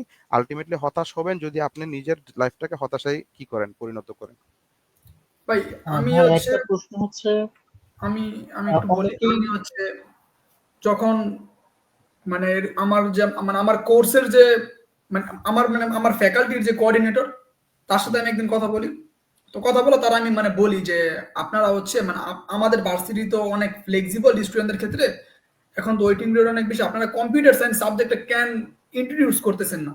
তখন সে হচ্ছে আমার অনেক সুন্দর একটা লজিক দিছে যে যে আমরা যখন ইন্টারন্যাশনাল স্টুডেন্ট আনি, তখন আমাদের একটা কোর্স অফার করার আগে আমাদের আগে সিটি অফিসে যেতে হয় বা আমাদের স্টেটে যেতে হয়, যার পর হচ্ছে আমাদের তাদের লজিকটা এটা বুঝাতে হয় যে এই স্টুডেন্ট এখানে পড়াশোনা করার পর এই স্টেটে জব করবে এবং এই স্টেটেই সে ট্যাক্স পে করবে, এরকম টাইপের। তো পরে আমি সে বললো কি যে তুমি একটা জিনিস খেয়াল করে যখন দেখবা যে আমাদের ভার্সিটিতে যদি 8টা 10টা ব্যাচেলারের কোর্স থাকে, 8টা হচ্ছে chemical related, green engineering, industrial engineering, আমার course engineering and management, process engineering. তো এই কোর্সগুলো হচ্ছে মেনলি এই আশেপাশে এদের কোম্পানিগুলা, বড় বড় যত কোম্পানিগুলা এই এই সিটিতেই আছে বা এর পাশের সিটিতেই আছে, মানে ওইগুলোর উপর ফোকাস করে হচ্ছে তারা এই জবগুলো মেনলি অফার করে। তো তাদের সাথে আমি যখন কথা বললাম, তখন আমি বললাম যে আমি কি মাস্টার্স করতে পারবো কিনা আমি যদি এটা করি। তখন সে বলে যে তুমি পারবা ঠিক আছে, কিন্তু তোমার যদি 180 সিটিএস, তোমার হচ্ছে কিছু এডিশনাল সিটিএস লাগবে। পরে আমি বললাম যে আমি যদি ব্যাচেলর করার অবস্থায় যদি এডিশনাল সিটিএস গুলো কমপ্লিট করি, পরে সে বলতেছে না কমপ্লিটলি ফাইন, তুমি পারবা। তারপর হচ্ছে আমার একটা স্পন্সর আছে, পার্সোনাল স্পন্সর, সে হচ্ছে, আপনি হয়তো ডুও কোম্পানির নাম শুনছেন কিনা জানি না, হচ্ছে ওয়ার্ল্ডের হচ্ছে সেকেন্ড লার্জেস্ট কেমিক্যাল কোম্পানি। তো ওই কোম্পানি হচ্ছে আমার মানে আমার ডয়েসলেট স্টাইপেন্ডিয়াম এর হচ্ছে ওই স্পন্সর। তো সে আমার প্রায় মেল টেল করে, আমার খোঁজ খবর নেয়। তো সে আমার একদিন বলতেছে যে মানে কোম্পানি ভিজিট করার জন্য। তো আমার আমার কথা হচ্ছে এটা তো আমার অনেক বড় একটা অপরচুনিটি যে আমি এত বড় একটা কোম্পানি আমি ভিজিট করার জন্য একটা সুযোগ পাইছি। তো তার সাথে আমি কথা বলছি। তারপর হচ্ছে আমি অনেক কেরিয়ার মেসেজের সাথে আমি যাইতাম মাঝে মাঝে, আমি তাদের সাথে কথা বলতাম যে মানে তারা কি দেখা মানে মেনলি রিক্রুট করে, যে একটা একটা ক্যান্ডিডেট কি দেখা পছন্দ করে। তাদের কথা হচ্ছে যে তুমি ব্যাচেলর কমপ্লিট করছো, তোমার ফ্রেন্ড ব্যাচেলর কমপ্লিট করছো, তোমাদের সেম সেম নলেজ, তোমাদের দুজনের কোয়ালিটি সেম, কিন্তু কথা হচ্ছে তোমাদের ডিফারেন্স হচ্ছে ওইখানে যে কে বেশি শিখতে আগ্রহী। আমরা তারই মেনলি নেই যে হচ্ছে যার মানে প্রোগ্রেসটা খুব দ্রুত হয়, যে হচ্ছে মানে শিখতে অনেক আগ্রহী। তো এইচআররা কখনো ওই যে আমাদের ভিতরে স্কিলটা কি আছে তারা এটা মেনলি দেখতে চায় না। আমার হয়তো অত আইডিয়া নাই, কিন্তু আমি টুকটাক কথা বলছি যে ভাই যেটা বললো যে অনেক হার্ড স্কিল নিয়ে অনেক কিছু জিজ্ঞাসা করবে এমনও না, কিন্তু তারা হচ্ছে মেনলি দেখতে চায় যে একটা স্টুডেন্ট সে তো পড়াশোনা করছে, তার এই নলেজ তার আছে মাস্ট, কিন্তু সে আসলে কতটুকু শিখতে আগ্রহী। নতুন একটা টার্মস যদি তারা আমি যদি শিখাই, সে কি কতদিনে শিখতে পারবে, এটা হচ্ছে মেনলি ইম্পর্টেন্ট আমার কাছে যেটা মনে হয় আর কি। এক্স্যাক্টলি, এখানে মানে সবাই মানে ওয়ার্কিং স্টুডেন্ট ইন্টার্নশিপ গুলোকে ওরা মানে সবাই ট্রিট করে হচ্ছে কি মানে ও কিছুই জানে না, ও বাচ্চা মানে সদ্য ভূমিষ্ঠ হয়েছে, দুনিয়াতে আসছে, ওকে ওভাবেই ট্রিট করে। এবং এর মধ্যেই হচ্ছে যেমন আমরা আজকে যদিও মানে এটা পুরো একদম ইয়া হয়েছে, র্যান্ডমলি হয়েছে যে সামি ভাইও কিন্তু ওনার কোম্পানিতেই ফুল টাইম হয়ে গেছে, তা আমিও আমার কোম্পানিতেই ফুল টাইম হয়ে গেছি। মানে আমাকে আমার কোম্পানি 6 মাস পরেই বলতেছে তুমি মানে আমাদের তোমার ওয়ার্কিং আওয়ার লাগবে, তুমি চাইলে কি করতে পারো, ফুল টাইম কনভার্ট করতে পারো। অথচ 6 মাস আগের আমি আহ, কি একটা সিচুয়েশনের মধ্যে ছিলাম, ঠিক আছে। তো এখানে লাইফ চেঞ্জ হইতে 1 মিনিটও সময় লাগে না। তো আমি হয়তো ফ্লোতে বলে ফেলি যে ভুলে যাব যে মানে আজকে অনেক বেশি ফ্রাস্ট্রেশনে আছি, আজকে কোর্সে সেকেন্ড অ্যাটেম্প্ট, আজকে জব নাই, টাকা নাই, আম, so না আমি কি করি, সুইসাইড করে ফেলি, বা আমি খুব মানে আমাকে দিয়ে কিছু হবে না। লাইফ চেঞ্জ হতে এখানে 1 মিনিট সময় লাগবে, ঠিক আছে। ওই যে একটা মানে মানে অ্যাটলিস্ট মানে আপনি যে যে একটা ধ্বংসাত্মক সিচুয়েশনে বা একটা বাজে সিচুয়েশন আছে, এই সিচুয়েশনটা চেঞ্জ হতে আসলে 1 মিনিট 2 মিনিট সময় লাগে। সো কখনো যদি এরকম কিছু মনে হয় যে মানে একটা যান ওপেন ওপেন এয়ারে হাঁটলেও একটা কি আসে, আসে একটু ঘুরে আসেন বা বন্ধু বান্ধবের সাথে আড্ডা দেন, যাতে এই ধরনের বাজে কিছু চিন্তা ভাবনা আসলে দেশে কথা বলেন, ঠিক আছে। ওপেন করেন, নিজেকে ওপেন করেন, ঠিক আছে। ভালো এক্সাম্পল খারাপ এক্সাম্পল থাকবে, এই 10 জনের সাথে মিশলে আপনি 5 জন মানুষ আপনাকে মিস ইউজ করবে, আপনাকে আমাদেরকেও ঠকাই নাই তা না, ঠিক আছে। আমাদের লাইফ এখানে আপনি তো দেখছেন আমার লাইফটা হচ্ছে কমপ্লিটলি মানে স্ট্রাগলের উপরেই ছিল আর কি, অ্যাটলিস্ট 2 2.5 বছর। যদিও এর মধ্যেই আমি কি করছি মানে মোটিভেশন গুলো খুঁজে নেওয়ার চেষ্টা করছি, পজিটিভ থাকার চেষ্টা করছি, কষ্ট করছি। এই যে আমরা র্যান্ডম ক্রিকেট খেলি সারাদিন, এই সেই এগুলো করে করে মোটামুটি কি করি নিজের ব্যস্ত রাখি, যাতে কি না হয়। এখন নট নেসেসারি যে সবাইকে ক্রিকেট খেলতে হবে, নট নেসেসারি সবাইকে ফুটবল খেলতে হবে, নট নেসেসারি সবাইকে ইয়া করতে হবে। এক একজনের মানে ইয়া হয়, যাতে কোনো বোল্ড একটা স্টেপ এরকম বাজে মানে এরকম, এটা হচ্ছে লাইফের শেষ পর্যায়ে, মানে কেউ শেষ পর্যায়ে আসলে হচ্ছে এই ধরনের ইয়া হয়। ইভেন আমি আরো বলি, মানে আমি একটু ফ্র্যাঙ্কলি বলি, কারো হয়তো বা রিলেশন ভেঙে গেছে, আরে ভাই 2 দিন পরে জানি সাময়িক কষ্ট হয়, 2 সপ্তাহ 3 সপ্তাহ 4 সপ্তাহ 5 সপ্তাহ, একটা জব করো, একটা ইয়া করো, একটা বিজনেস করো, টাকা পয়সা কামাও, বহুত কিছু করবে তোমার পিছনে, ঠিক আছে। লাইফ এত ইজি না, ঠিক আছে। যখন এই ধরনের হয়তো বা ব্রেকআপ হয়েছে হয়েছে সে বাবা মার কথা মনে করিও, ঠিক আছে, ফ্যামিলির কথা মনে করিও, ওটার ওটা ইয়া হবে আর কি। ভাই সবচেয়ে বড় মাঝে কথা হচ্ছে মধ্যে আমাদের প্রশ্ন, মাইনে নিতে হবে যে আমাদের জন্ম হয়েছে স্ট্রাগল করার জন্য, আমাদের জন্ম হয়েছে রেসপন্সিবিলিটি নেওয়ার জন্য। তো এটা আমাদের শেষ পর্যন্ত রাখতে হবে এবং শেষ পর্যন্ত মাইনে নিতে হবে। আমার কাছে এটাই এটাই আমার লাইফের মানে মিনিং আর অবাক কি। করার বিষয় হচ্ছে আমরা নর্মালি যে এই ওয়েস্টার্ন ওয়ার্ল্ডে এই সুইসাইড মানে সুইসাইড বা এই ধরনের ইয়াগুলা খুবই কমন। আমরা তো আমাদের জাতি হিসেবে আমরা মানে বাংলাদেশিরা বলি বা সাউথ এশিয়ান, আমরা তো লাইফই থাকে আমাদের স্ট্রাগলের উপরে। সেটা স্কুলের ক্লাস ওয়ানের যে কিন্ডার গার্ডেনের ব্যাগ বোয়া থেকে শুরু করে যে ভর্তি ফর্মে লাইন ধরা থেকে শুরু হয় মানে আজীবন চলতে থাকে, ঠিক আছে। সো আমরা আমরা মেন্টালি অনেক স্ট্রং, ট্রু। এবং আমরা আমি দেখি আমার কোম্পানিতে অনেক ভাই আমার চেয়ে অনেক সিনিয়র পজিশন অনেক বাঙালি ভাই ব্রাদার কাজ করে, ঠিক আছে। অনেক বড় বড় পজিশনে কাজ করে এখানে, অনেকেই মানে বুড়ি বুড়ি এক্সাম্পল। সো আমি মানে এইগুলো র্যাঙ্কিং করলে আমি মনে হয় 20-50 হাজারের পরে থাকবো আর কি, এরকম। তারপর আমি বলতে জাস্ট কথা বলার জন্য আসছি সেজন্য বলতেছি। তো আমি অনেক কিছু না, আমি জাস্ট কোনো মতে একটা চাকরি করে ইয়া করে খাচ্ছি এরকম টাইপের।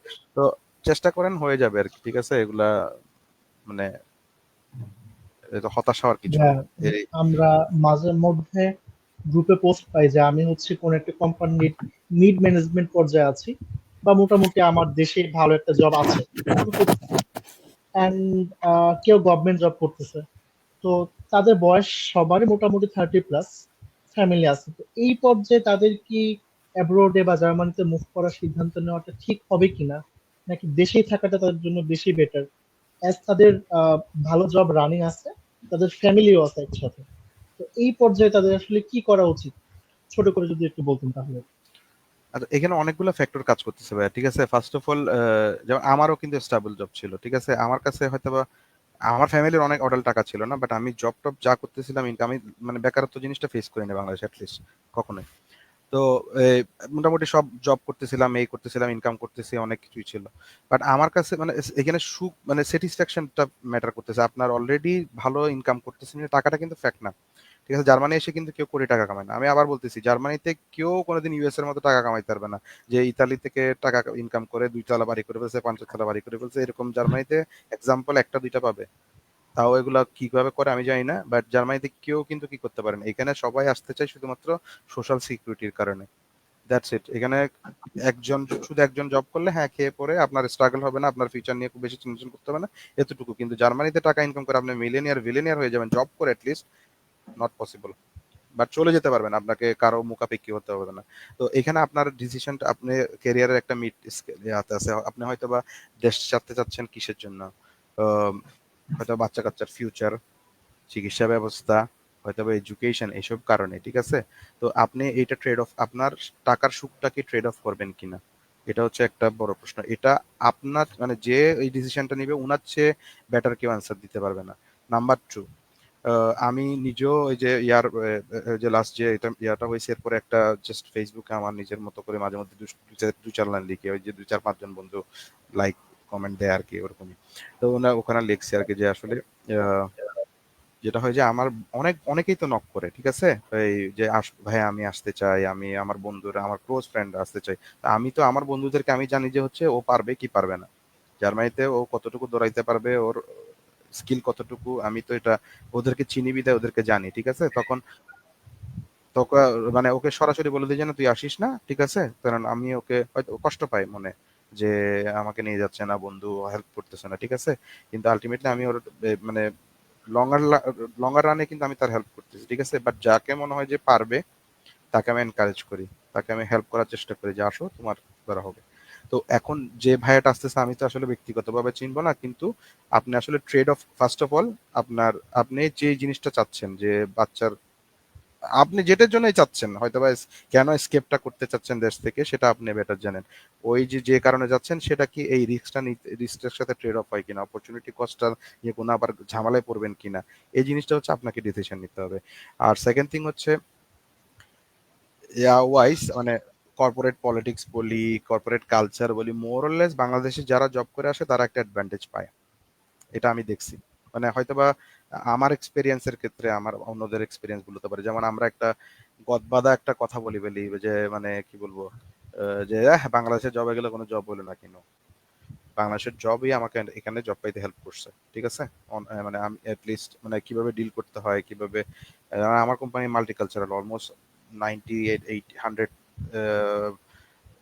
মানে নেশনের লোকজন জব করে, ঠিক আছে। সো এই জিনিসগুলো ডিল করতে আমাকে আমার বাংলাদেশের কর্পোরেট ওয়ার্ল্ডের এটা অনেক হেল্প করছে।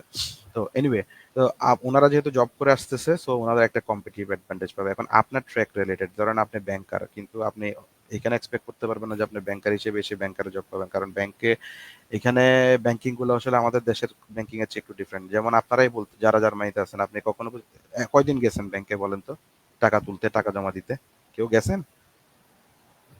ভাই আমি আমি এটা জানি না, আমি একটাই জাস্ট ডিফারেন্স বুঝছি ভাই, আজকে টাকা পাঠাইলে কালকে ছাড়া যায় না। আচ্ছা, এনিওয়ে, তো এইখানে যেমন আমি জাস্ট একটা ব্যাংকার টপিকটাকে একটা এক্সাম্পল হিসেবে নিলাম, আর মাঝে মধ্যে আমার চোখে আসে যে আমি ব্যাংকে জব করি এরকম তা আমাদের দেশের ব্যাংকিং এবং এখানের ব্যাংকিং একটু পার্থক্য আছে। এখানে আসলে কনজিউমার ব্যাংকিং এ কেউ কোনো ইয়া হয় না, এখানে যা হয় হচ্ছে কর্পোরেট ব্যাংকিং হচ্ছে। লোনের ক্ষেত্রে আপনার ব্যারাটার নামে একটা অপশন আছে, বাট ওখানে দেখবেন ম্যাক্সিমামই অসবিল্ডিং করা, মানে 3 বছরের ভোকেশনাল ট্রেনিং করা। আর এইসব ক্ষেত্রে যখন কনজিউমার ডিলিং করবেন, আপনাকে আসলে C1 লেভেলের জার্মানটা এক্সপেক্ট করে না, এটা ন্যাচারাল। কারণ আপনি দিন শেষে আপনি কি করবেন, আপনি লোন সেল করবেন, ঠিক আছে। আপনি ব্যারাটার মানে হচ্ছে আপনি এক্সপ্লেইন করবেন, ঠিক আছে, আপনি এক্সপার্ট একটা বিষয়ে। তো এই ক্ষেত্রে আপনার থেকে অবশ্যই কি করবে, ল্যাঙ্গুয়েজ এক্সপেক্ট করবে। আর যারা আইটিতে খুব ভালো স্কিলের আছে, আসলে আমার মনে হয় যারা খুব বেশি ভালো স্কিল লেভেলের, ওরা বাংলাদেশে জার্মানিতে আসার দরকার নেই তাদের চাকরি খোঁজার জন্য, ওরা বাংলাদেশেই এর চেয়ে বেশি ইনকাম করে, ঠিক আছে। এই সেটা যেভাবেই হোক, ঠিক আছে। আর কি আচ্ছা, ট্র্যাক বলা যায়, যেমন আর ইন্ডাস্ট্রিয়াল। একটা প্রশ্ন ছিল হচ্ছে ভাইয়া, আমরা গ্রুপে অনেকগুলো মাল্টিপল পোস্ট পাইছি যেখানে কিনা বলা হচ্ছিল যে গ্রুপিং হয় অনেক বেশি, নতুন পুরান এমন টাইপের গ্রুপিং হয়, গ্রুপের ভিতরেও গ্রুপিং হয়। তো একটা আহ, অভ্যন্তরীণ কোন্দল থাকে সব গ্রুপের ভেতরে আর কি, এইটা কতটুকু সত্য? এন্ড যদি গ্রুপিং এর মধ্যে পড়ে যায় কেউ, সে আসলে কিভাবে ওভারকাম করতে পারে, বা সে আসলে নিজেকে কিভাবে ওই টক্সিক কালচারটা থেকে বের করতে পারে? গ্রুপিং আছে, থাকবে, আজীবন থাকবে, এটা চিরন্তন সত্য। এখানে আসলে মিথ্যা কথা বলার বা কিছু নাই। এই যে আমি কিছুক্ষণ আগেও বলছি যে আপনার 4 জন বন্ধু একসাথে আসছেন, প্রথম 4 দিন একসাথে, যেমন অনিক সাহেব, অনিকের হচ্ছে এখন 3 জন সে থাকতেছে, সরি তুমি করে বলে ফেলতেছি। তিনজন হয়তো বা সে অ্যাপার্টমেন্টে থাকতেছে, কয়দিন পর তার একজনের সাথে সে তার মনোমালিন্য হতেই পারে, ঠিক আছে? তো এটা তো গ্রুপিং, তাই না? তখন সে কি করবে, সে তার মতো আরেকজনের মতো থাকবে, সে দুইজন যার সাথে হচ্ছে না তাকে মানে হবে না আর কি, দ্যাটস ইট। বাট এখানে গ্রুপিং মানে এটা নয় যে কেউ আপনাকে ওই থাকবে, আমি এক্সেপশন কখনো এক্সাম্পল হয় না, ঠিক আছে? দুই একটা আঙ্গুল দিয়ে ঘুরাবে, আপনার পিছনে আঙ্গুল দিয়ে ঘুরবে, এরকমও আছে, ঠিক আছে? যেগুলো খাই দিয়ে কাজ নেই এরকম। আর আলটিমেটলি মানে গ্রুপিং এগুলো থাকবে, এগুলা মানে এগুলা আপনি কি বাংলাদেশে কি গ্রুপিং নাই বলেন? বাংলাদেশে কোথায় গ্রুপিং নাই? হ্যাঁ আছে। এটা ওয়ার্ল্ডের সবখানে আছে, ইভেন জার্মানদের মধ্যেও তো আছে, ঠিক আছে? এগুলা এগুলা এইগুলা এগুলা কিন্তু বাঙালি সমস্যা না, এটা হচ্ছে হিউম্যান ট্রেট। মানে এটা আমি একটু সাইকোলজি পড়ার কারণে দুই চারটা মানে পড়ছি, এগুলা খুবই বেসিক হিউম্যান ট্রেট, এগুলো থাকবেই। মানে এটা কারোর মধ্যে কম, কারোর মধ্যে বেশি, জেলাসি কেউ প্রকাশ করে ফেলে, কেউ প্রকাশ করে না, কেউ আপনাকে পছন্দ করতেছে না সেটা ডিরেক্টলি বলে ফেলে, কেউ বলে না। তো এটা এগুলা ডিল করতে হবে, এগুলা আপনার মানে এর মধ্যেই আপনি হচ্ছে সময়ের সাথে সাথে আপনাকে আপনার লাইক মাইন্ডেড পিপল গুলাকে আপনি খুঁজে পাবেন, কারোর সাথে হবে কারোর সাথে হবে না। আমি যে আজকে ধরেন আমি সামি ভাইয়ের সাথে খুব ভালো সম্পর্ক, আমি ওনাকে বললাম যে ভাই কালকে জাস্ট 2 মিনিট বলার সাথে সাথে উনি টেক্সট দিছে, ভাই এরকম এরকম একটা সিচুয়েশন, আপনি চাইলে কথা বলতে পারেন। উনি অনেক এক্সপিরিয়েন্স, ওনাকে আমরা একটু লং টাইম পেলে ভালো হতো। তো উনি রাজি হয়ে গেছে। তো এটা তো একটা সম্পর্কের কারণে হয়েছে। তো 2 দিন পরে যে ওনার সাথে আমার সম্পর্ক খারাপ হবে না, এটার কোনো গ্যারান্টি আছে? তো তো জানেন তখন না। আমি আর আমার মতো করে চলবো, আরেকজন উনি ওনার মতো করে চলবে, এগুলো খুবই স্বাভাবিক এখানে। মানে আর এখানে কেউ আপনাকে মারবে না, এটলিস্ট জার্মানিতে এটা শিওর থাকেন যে আপনাকে কেউ মারতে পারবে না, মারলে খবর আছে, ঠিক আছে? সো এখানে এই গ্রুপিং ট্রুপিং আরেকটা এগুলো আসলে মুখ্য বিষয় না। আরেকটা প্রশ্ন হচ্ছে যে জার্মানিতে অনেক ছেলে পড়তে যায়, ছেলে, আর মেয়েদের সংখ্যা একটু কম, বেশ ভালোই কম। তো সেখানে আসলে মেয়েদের লাইফটা কেমন হয়, তারা আসলে কতটুকু হচ্ছে এই লোনসামনেস বা ডিপ্রেশন বা একাকিত্ব বা থাকে না একটা কনজারভেটিভ টাইপের যে পরিবেশ থেকে আমরা যাই আর কি, তো এই ব্যাপারটা ডিল করতে পারে বা করে, মানে ওদের লাইফটা আসলে কেমন হয়, কতটুকু চ্যালেঞ্জ ওরা ফেস করে, কতটুকু ওরা হচ্ছে মিশতে পারে, কতটুকু ওরা হচ্ছে ওই ব্যারিয়ারটা থেকে বেরোতে পারে, যেটা আমাদের দেশে আমরা আসলে দেখি। হুম। ফার্স্ট অফ অল হচ্ছে জার্মানিতে যে মেয়েগুলো আসে, যে আপুরা আসে, আমি তাদেরকে মানে তারা হচ্ছে একটা ছেলের থেকে আগায় থাকে। কেন তাকে বলি, মোরলেস আমাদের দেশের, আমরা সত্যি কথা বলতে এখানে স্বীকার করতে অসুবিধা নেই, আমরা এমন একটা দেশের কালচারে হয়তো বা ঢাকাতে বা একটু বিগার সিটি গুলোতে ট্রেন্ডটা চেঞ্জ হচ্ছে বা একটু কিছু ফ্যামিলিতে চেঞ্জ হচ্ছে, বাট ওভারঅল আমাদের মেয়েদেরকে নিয়ে আমাদের কিছুটা হচ্ছে রিজিড একটা সিচুয়েশন এখনো আছে, ঠিক আছে? তো একটা মেয়ে আহ মানে পরিবার থেকে ফেলে, সবাইকে ফেলে একা স্টাডি করতে আসবে। তো চিন্তা করতে পারেন সে বাংলাদেশে কি একটা সিচুয়েশন কি করে পার করে সে জার্মানিতে পড়তে আসছে। তো আমি বলি যে মানসিক দিক দিয়ে তারা অলরেডি স্ট্রং এবং ইভেন ছেলেদের থেকেও স্ট্রং আমি বলবো, ঠিক আছে? সো তাদেরকে আসলে মানে মানে অ্যাটলিস্ট আমার উপদেশ দেওয়ার কিছু নাই, সো ছেলেদের বরং উপদেশ ছেলেদেরই দরকার বেশি, ঠিক আছে? তো মেয়ের আপুরা যারা আছে আমি দেখতেছি কাঁধে কাঁধ মিলে কাজ করতেছে, ঠিক আছে, সুন্দর। এখানে একটা সুবিধা হচ্ছে কি, মানে যারা মানে ইসলামিক মানে যারা খুব বেশি মানে রিলিজিয়াস, তারাও আপনার আলহামদুলিল্লাহ আপনার কোনো ইস্যু হবে না। জামাইতে একটু এতটুকু গ্যারান্টি, টুকটাক এদিক সেদিক। এখন আপনি দেখেন, একটা বুড়ি আমার দিকে হয়তো একটু তাকাইলো, এখন এটা যদি আমি গায়ে মাখি, এটা যদি আমি ফেসবুকে পোস্ট দিই, তাহলে ইস্যু। আদারওয়াইজ আমি যদি গায়ে না মাখি তাহলে আমার এর জন্য এটা ইস্যু না। তো বিষয়গুলো এরকম আর কি, ছোটখাটো এদিক সে থাকবে, বাট ওভারঅল আপনি এখানে দেখবেন huge Arabic community, huge Turkish community, সবাই সুন্দর কিছু কেউ কেউ রিলিজিয়াস, কেউ কেউ রিলিজিয়াস না, বাট আপনি এটা মানে এখানে সবাই ফ্রি টু গো, যে ফ্রি নিজের মতো করে চলতেছে। তো এখানে মানে আপনি মেয়ে হিসেবে কোনো অ্যাটলিস্ট মানে মেয়ে হিসেবে যে ইয়াগুলা ফেস করে অ্যাটলিস্ট আমাদের দেশে, আমি আপনাকে বলতেছি এরকম কিছু ফেস করবে না, বরং হ্যাঁ ফেস করলে বাঙালিদের থেকে ফেস করবেন, করার পসিবিলিটি আছে, অন্যদের থেকে ফেস করবেন। আর আচ্ছা, একটা কাজকর্ম অসহায় হচ্ছে, প্রশ্ন। একটু বলি একটা লাইন বলি, কাজের ক্ষেত্রে হচ্ছে দেখেন, আপনি অ্যামাজনেই আপনি যারা এক্সপিরিয়েন্স অলরেডি আমাজনে লাগাজের কাজ করছেন, দেখবেন মেয়েদেরকে হচ্ছে স্ক্যান করতে দেয় ছোট প্যাকেট গুলা, যেগুলোর ওয়েট হচ্ছে বিলো 1 কিলো, যেগুলো হচ্ছে আলাদা প্যালেটে আসে, ওই এরিয়াতে শুধু মেয়েরাই কাজ করে। আর ছেলেরা হচ্ছে ওই বিশাল হাতির মতো ওই বিশাল বিশাল এই ফ্রিজ টিভি এগুলা তুলতে হয়, ঠিক আছে? সো মেয়েদের ক্ষেত্রে কাজের ক্ষেত্রে অ্যাডভান্টেজ আছে। সো এগুলো ব্যাপার না, ওদের সোসাইটি ওদের কালচার এভাবেই করা, ডিজাইন করা। আচ্ছা, এইচ এম ওসমান শাকিল ভাই লিখেছে, what about business opportunity in Germany from your perspective. এটা ও মনে হয় পড়াশোনা শেষ করার পরে জবে না ঢুকে ও যদি বিজনেস শুরু করতে চায়, নিজের উদ্যোগে স্টার্ট আপ করতে চায়, সেক্ষেত্রে আসলে কেমন কি হতে পারে বা আদৌ করা যায় কিনা। বা এটা ডাইমেনশনটা কেমন আসলে? অনেস্টলি আমি হচ্ছে বিজনেস এখনো নামি নাই। টুকটাক কিছু আইডিয়া আছে, দ্যাটস ইট এগুলো, বাট আমি সাবজেক্ট ম্যাটার এক্সপার্ট না। সো আমি আসলে যে বিষয়ে জানি না এই বিষয়ে কথা না বলাই বেটার। তারপরেও আমি বলবো আম, মানে যদি আমেরিকাকে আমি 100% বিজনেস ফ্রেন্ডলি বলি, জার্মানি হচ্ছে 1%। কারণ আমার একটা ফ্রেন্ড আজকে 1 বছর ধরে ঘুরতেছে শুধু একটা ব্যাংকে অ্যাকাউন্ট খোলার জন্য। বিজনেস করবে, শুরু করবে, সবকিছু রেডি, কিন্তু ব্যাংকের অ্যাকাউন্ট খুলতে পারতেছে না।